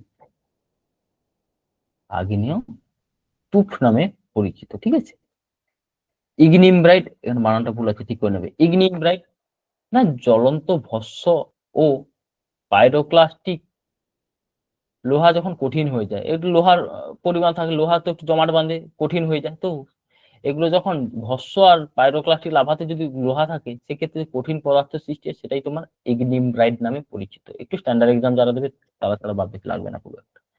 নুয়ে আর্দিনটা কি না কখনো কখনো আগ্নেয়গিরির অগ্নুৎপাতের সময় প্রচুর পরিমাণে গ্যাস, ভস্ম, মোটা দানা শিলাচূর্ণ থাকে, তো একে বলা হয় নুয়ে আর্দিনটি বলে অভিহিত করা হয়ে থাকে। আগ্নেয় বোমা কাকে বলবো, পাইরোক্লাস্ট হবে এটা। পাইরোক্লাস্টের মধ্যে সূক্ষ্ম সূক্ষ্ম দানা কি থাকে না চকচক করে, পাইরোক্লাস্টিক শিলা। ঠিক আছে, তার মধ্যে কিছু সূক্ষ্ম সূক্ষ্ম দানা আছে যেগুলো কি উজ্জ্বল বা চকচক করছে, সেটা তোমার স্কোরিয়া নামে পরিচিত। এই যে স্কোরিয়া গুলো 64 mm এর যদি বেশি হয়ে থাকে সেটাকে আগ্নেয় বোম বলে অভিহিত করা হয়ে থাকে। তো আমাদের জিওগ্রাফি ল্যাবে দেখবে এই শিলাগুলো কিন্তু থাকে। লহর কি না বৃষ্টিপাতের ফলে আগ্নেয় পদার্থের সান্দ্র, যে আগ্নেয় পদার্থে বৃষ্টিপাত হয়ে গেছে, ঠিক আছে, আগ্নেয় পদার্থগুলো জমা ছিল, সেখানে একটা কাদার প্রবাহ লক্ষ্য করা গেল। এই যে কাদার প্রবাহ এটাকে বলা হয় লহর প্রবাহ বলে অভিহিত করা হয়, এই যে কাদার প্রবাহ। ঠিক আছে, টেফ্রা কি না প্রবল বিস্ফোরণে তরল লাভা অন্যত মানে কি ছড়িয়ে ছিটিয়ে পড়ে, লাভাটা ছড়িয়ে ছিটিয়ে পড়ে। তো এই ধরনের লাভাকে বলা হয় কি না ছিটকে ছিটকে হঠাৎ করে যে অগ্নুৎপাত হচ্ছে প্রবল বিস্ফোরণের সহযোগে, তার ফলে কি হয় না লাভাটা বিভিন্ন জায়গায় এসে জমাট বাঁধছে, ছিটকে ছিটকে পড়ছে, তো সেটাই হচ্ছে তোমার কি টেফ্রা নামে পরিচিত।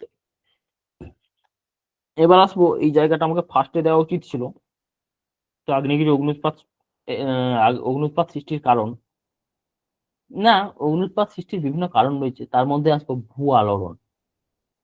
হঠাৎ কোনো জায়গায় ভূমিকম্প হলো, সেই ভূমিকম্পের ফলে ফাটল তৈরি হলো, এই ফাটল বরাবর, এই ফাটল তো দুর্বল স্থান, এই ফাটল বরাবর ম্যাগমা বাইরে বেরিয়ে আসলো, ম্যাগমা বাইরে বেরিয়ে আসা কি সেটাই হচ্ছে তোমার অগ্নুৎপাত।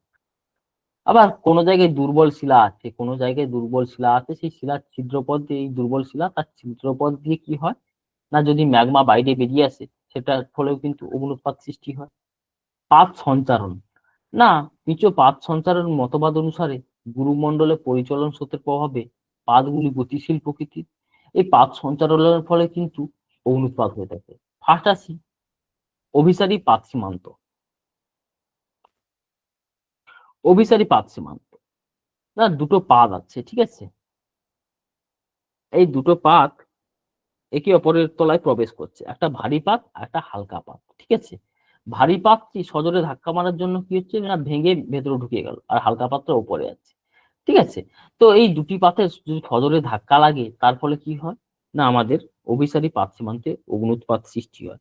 অভিসারী পাত সীমান্তে অগ্নুৎপাত প্রশান্ত মহাসাগরীয় অঞ্চলে হয়ে থাকে।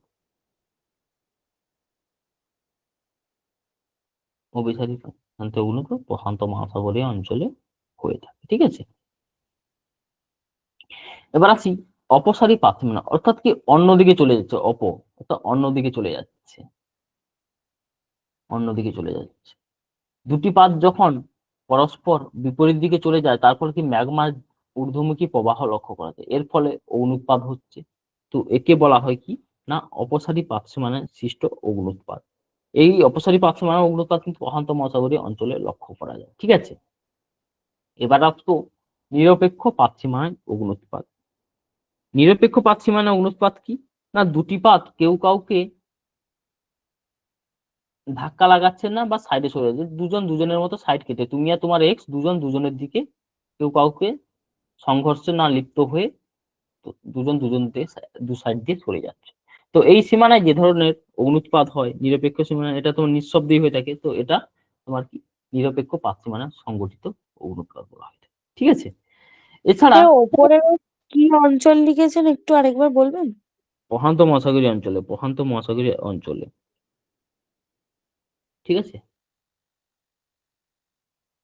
এই এই যে অপসারী পাত সীমানায় বললাম না, এই অপসারী পাত সীমানা বরাবর আটলান্টিক মহাসাগরে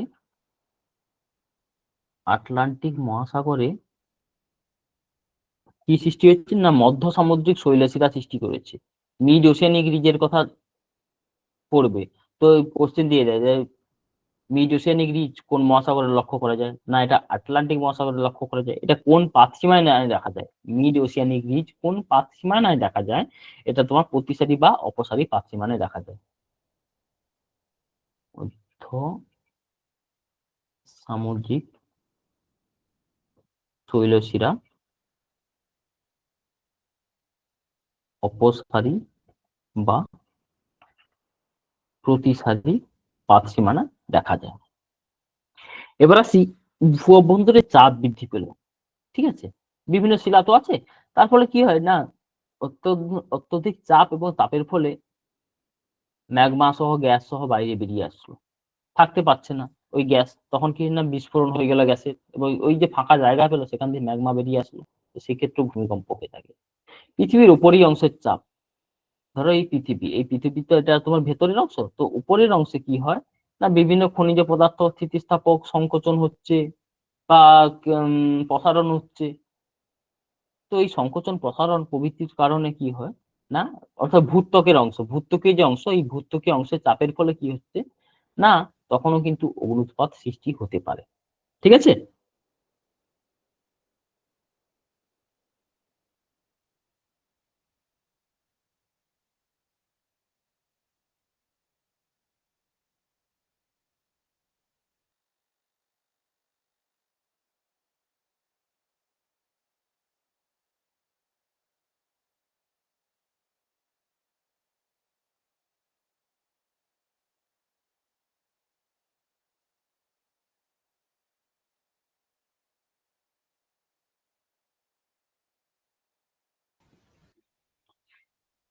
এবার আসছি স্যার পরের পার্টে, তপ্ত বিন্দু।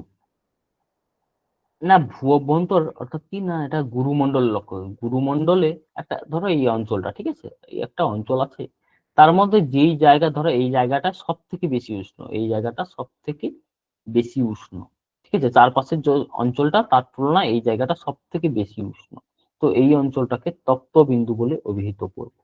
প্লিউম কি, প্লিউম অর্থাৎ শিলাস্তর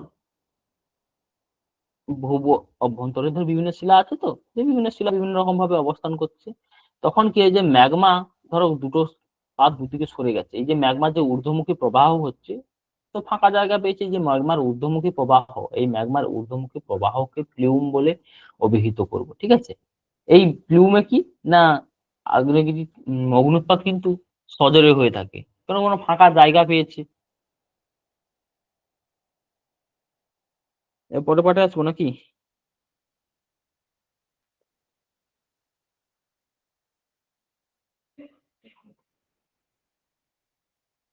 বেশি উষ্ণ ওইটাকে আরেকটা কি বলে বলছেন, ওই মানে বেশি উষ্ণ ওই জায়গাটাকে কি বলে?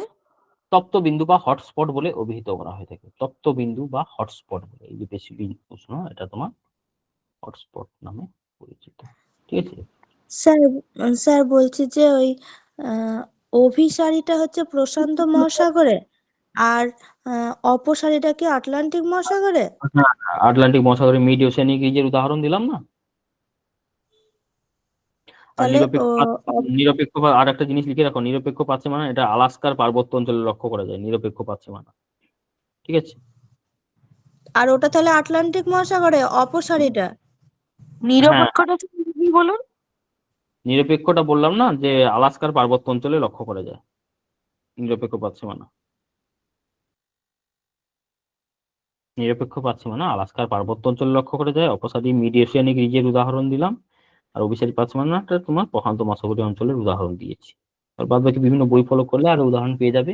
স্যার আলাস্কার পার্বত্য অঞ্চল মানে কি নর্থ আটলান্টিক? আটলান্টিক মহাসাগরীয় অঞ্চলের তীরবর্তী অঞ্চল আলাস্কার পার্বত্য অঞ্চল। ঠিক আছে, স্যার আলাস্কা তো প্রশান্ত মহাসাগরে আছে। দাঁড়াও বলছি। তুমি কি বললে ভাই আলাস্কার কথাটা?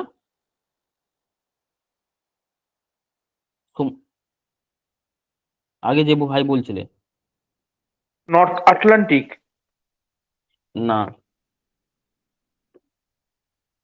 পার্বত্য অঞ্চল বললাম না, আটলান্টিক ওখানে সমুদ্র তুমি কোথায় পেলে? হিমালয়ান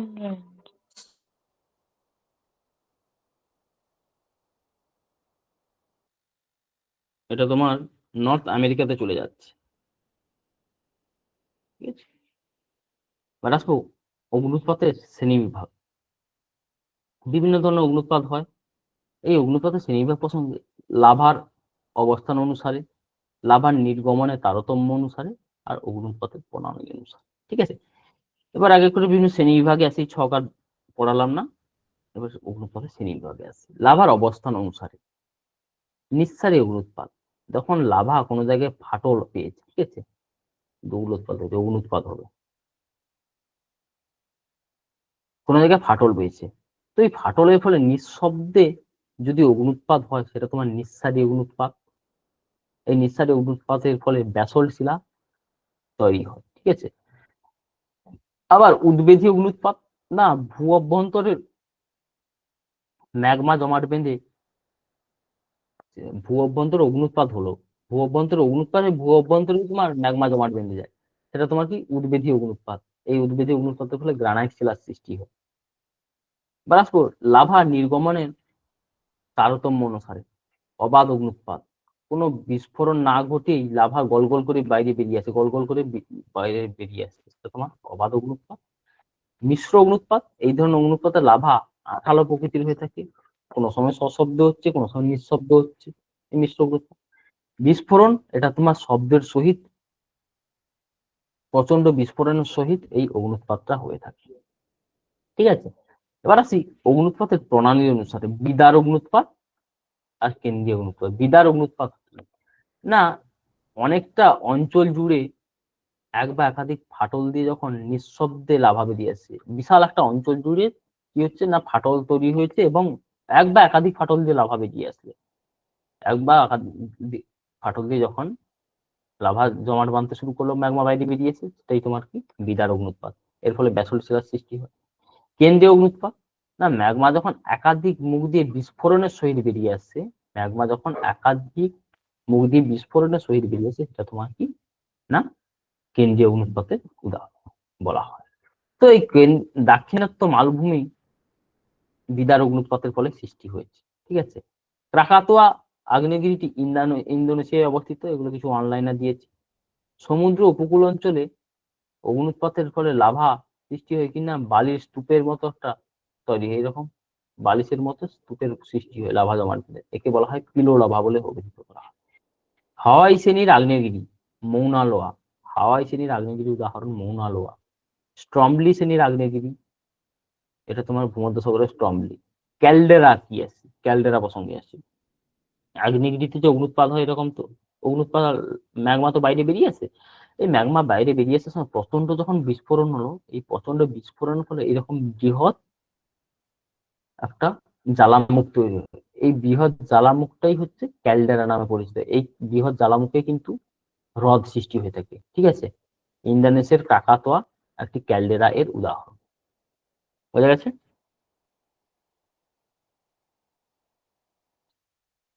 সেই উদবেয়ী আগ্নেয়গিরিটা একবার বলবেন?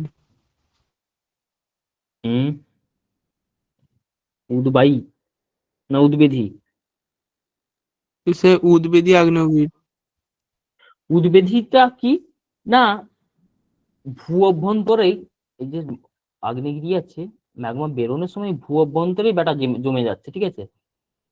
তো এই ধরনের অগ্নুৎপাতকে বলা হয় উদ্বেধী অগ্নুৎপাত, ঠিক আছে? আচ্ছা স্যার। হুম। স্যার বাইরে না হলে তো সেটা লাভা হয় না, তাহলে ওটা কিভাবে ওটা শিলাটা তৈরি হচ্ছে? শিলা, আরে বাবা, ধরো কিছুদিন অন্তর অন্তর অগ্নুৎপাত হচ্ছে। ধরো তুমি কোনো জায়গা দিয়ে, ধরো একটা পাইপের উদাহরণ দাও, পাইপ দিয়ে জল ঢালছিলে, ঠিক আছে? জল ঢালতে গিয়ে একটা তুমি ঠান্ডা অঞ্চলে গিয়ে এই পাইপে জল ঢালছিলে, ঠিক আছে? সব জল কি এর বাইরে বেরিয়ে আসছে? নিশ্চয়ই না। কিছুটা অংশ তো তোমার থেকে যাচ্ছে, এই যে ভেতরে শিলা আকারে জমা হচ্ছে। তো সেটাই হচ্ছে তোমার উদ্বেধী অগ্নুৎপাতের ফলে এই ধরনের সৃষ্টি। এটা তোমার বাইরে বেরিয়ে আসার আগেই এই শিলাটা জমাট বেঁধে যায়, ভূ না, অভ্যন্তরে জমা। ওখানে কি তাহলে আমরা ম্যাগমা হিসাবে তাকে বলবো ওই শিলাটাকে? ওই যে শিলাটা এ তো বাইরে বেরোচ্ছে না, এটা ম্যাগমা রূপেই জমাট বেঁধে যায়, এটা শক্ত হয়ে যাচ্ছে, ঠিক আছে? যেহেতু হ্যাঁ বাইরে স্যার, বেরিয়ে ওটাই বলছিলাম। বাইরে বেরিয়ে যাচ্ছে, যেহেতু লাভা বলেছি। আচ্ছা, এবার আসি আগ্নেয়গিরির বিভিন্ন অংশগুলো।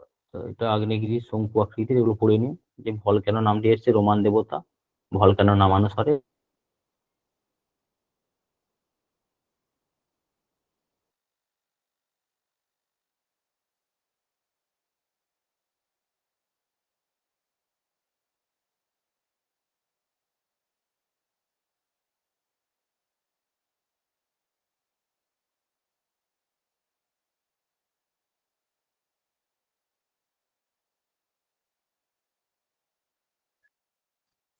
একটু ওয়েট করো, একটু ওয়েট করো, একটু ইস্যু হয়েছে, একটু ওয়েট করে যাও তোমরা।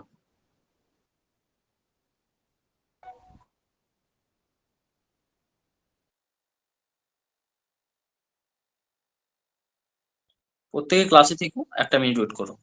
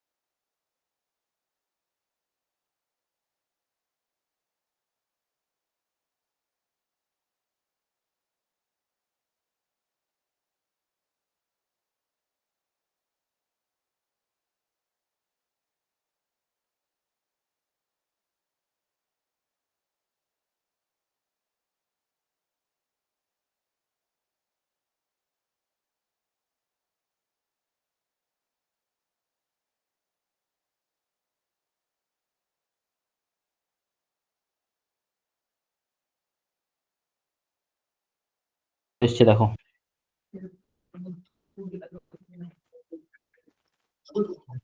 এসছে। হ্যাঁ স্যার। হ্যাঁ স্যার। হ্যাঁ স্যার। এই পড়াতে পড়াতে একদম খেয়াল নেই যে ল্যাপটপে চার্জ নেই, বাক্স অফ হয়ে গেছে। আচ্ছা, কোথায় ছিলাম কোন জায়গায়? স্যার আগ্নেয়গিরি অংশগুলো বললেন। আচ্ছা, তো স্যার এখানে আগ্নেয়গিরির বিভিন্ন অংশগুলো সম্পর্কে আমাদের জানতে হবে।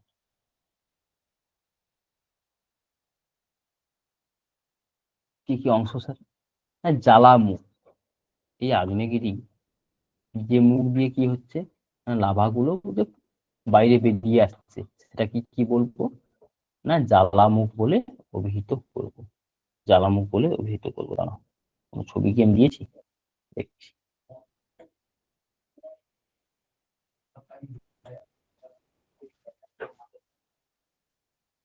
ধরো এই মুখটা দিয়ে ম্যাগমা বাইরে বেরিয়ে আসছে, তো এই মুখটা কি বলবো, জ্বালামুখ বলে অভিহিত করবো। তারপর ম্যাগমার নল, এই যে পাইপের মতো অংশটা যেটা দিয়ে ভূগর্ভের লাভা বাইরে বেরিয়ে আসছে, এই পাইপের মতো অংশটাকেই বলবো ম্যাগমা নল। পাইপের মতো অংশটাকে বলবো ম্যাগমা নল। এবার যে জায়গাটায় ম্যাগমা স্টোর করে আছে তাকে কি বলবো না, ম্যাগমা চেম্বার বলে অভিহিত করবো। এই যে জায়গাটা স্টোর করে আছে এটা তোমার ম্যাগমা চেম্বার নামে পরিচিত, ঠিক আছে, বা ম্যাগমা প্রকোষ্ঠ নামে পরিচিত।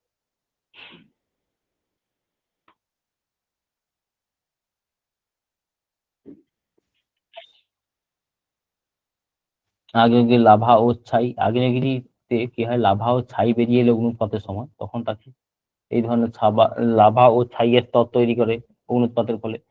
আগ্নেয় মেঘটা কি না, আগ্নেয়গিরিতে প্রচন্ড বিস্ফোরণের ফলে ব্যাপক ছাই ও ভস্ম কি হয় না, একটা মেঘের মতো তৈরি করে, এরকম ছাই ভস্ম সবকিছু একটা মেঘের মতো আস্তরণ তৈরি করে, সেটাই হচ্ছে তোমার আগ্নেয় মেঘ নামে পরিচিত।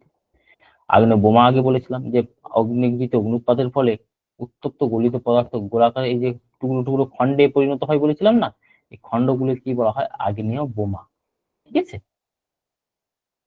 এবার আছে মিটিওরিক জল। আগ্নেয়গিরি জ্বালামুখে জমে থাকা জল, বৃষ্টির জল, সেটা তোমার কি বৃষ্টির জল, অবশ্য সেটা তোমার কি মিটিওরিক জল নামে পরিচিত। জুভেনাইল জল, অগ্নুৎপাতের ফলে বেরিয়ে আসা জল, এটা তোমার জুভেনাইল জল নামে পরিচিত। লহর, আগ্নেয়গিরির গা বেয়ে যে কাদার প্রবাহটা, যে জল সহজে কাদা সহ যেটা আগ্নেয়গিরি দিয়ে যদি বেরিয়ে আসছে, সেটা কাদার যে প্রবাহটা, সেটাই তোমার লহর নামে পরিচিত। টোবা, পৃথিবীর বৃহত্তম আগ্নেয় হ্রদ কি না, টোবা। এবার আসবো আগ্নেয়গিরির অগ্নুৎপাতের সময়কালের উপর নির্ভর করে অগ্নুৎপাতের শ্রেণীবিভাগ। সক্রিয় আগ্নেয়গিরি, সুপ্ত আগ্নেয়গিরি, মৃত আগ্নেয়গিরি। এখানে যতগুলো আমি নাম দিয়েছি, এছাড়াও তোমরা বিভিন্ন বই ঘাঁটবে, বই থেকে বিভিন্ন আগ্নেয়গিরিগুলোর নাম এখানে ইনপুট করতে থাকবে। পরীক্ষা কিন্তু এখান থেকে কোশ্চেন আসবে, একটা আগ্নেয়গিরির নাম বলে দেবে, এটা সক্রিয় নাকি সুপ্ত নাকি মৃত আগ্নেয়গিরি, এগুলোই কিন্তু জিজ্ঞাসা করবে, ঠিক আছে। আমি যে কিছুটা দিয়েছি, বাদ বাকি তোমরাও যদি বিভিন্ন বই ঘাঁটবে, বিভিন্ন বই প্রিভিয়াস ইয়ার ঘাঁটতে ঘাঁটতে অনেক কোশ্চেন আসবে, সেক্ষেত্রে যদি পাও এগুলো সবকিছু ইনপুট করতে থাকবে। আর পৃথিবীতে যে সকল আগ্নেয়গিরিতে এখন অগ্নুৎপাত হয়ে চলেছে, অর্থাৎ বেড়া বেঁচে আছে, তো সেটা কি সক্রিয় আগ্নেয়গিরি। পৃথিবীর উচ্চতম জীবন্ত আগ্নেয়গিরি ওজোস ডেল সালাডো। ওজোস ডেল সালাডো, এটা তোমার পৃথিবীর উচ্চতম। এছাড়া আছে কি সক্রিয়ের মধ্যে ভারতের ব্যারেন আছে সক্রিয় আগ্নেয়গিরি। সক্রিয় আগ্নেয়গিরিকে দুটি ভাগে ভাগ করা গেছে, একটা অবিরাম আর একটা সবিরাম। অর্থাৎ কি না, অনবরত অগ্নুৎপাত হয়ে চলেছে, সেটা তোমার অবিরাম, ইন্দোনেশিয়ার ক্রাকাতোয়া।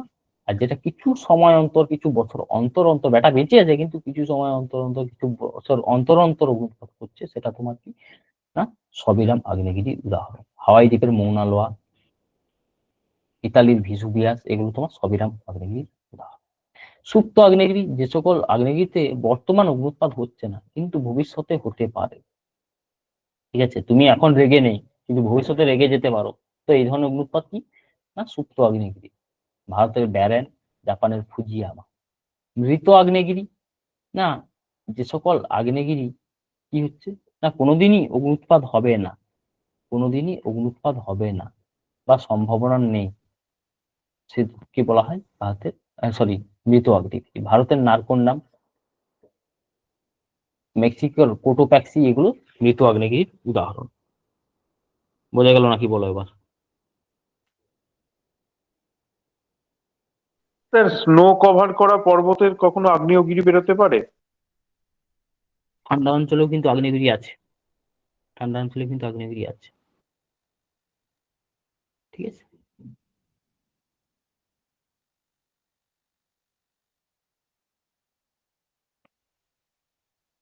জিজ্ঞাসা। আর স্যার রিক্টার্স বেল্টটা কি সক্রিয় আগ্নেয়গিরি? কিটা? আফ্রিকার রিক্টার্স বেল্ট, আফ্রিকার রিক্টার্স বেল্ট, রিক্টার্স বেল্ট। ভেল্ট ভেল্ট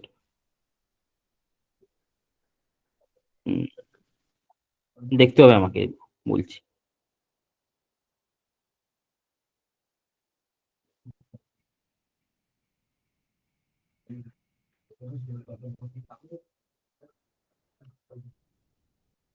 বলছি স্যার, আপনি বললেন সক্রিয় আগ্নেয়গিরি মানে যার থেকে এখন অগ্নুৎপাত হচ্ছে, কিন্তু এখানে সুপ্ত আগ্নেয়গিরিতে আবার ভারতের ব্যারেন আগ্নেয়গিরির নাম রয়েছে, আবার সক্রিয়তেও নাম রয়েছে, এটা ঠিক বুঝলাম না।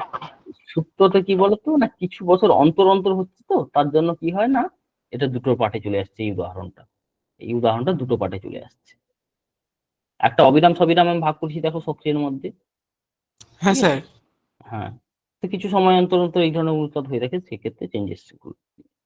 মানে দুটো তো হবে স্যার, ভারতের ব্যারেন যেটা। হুম হুম হুম হুম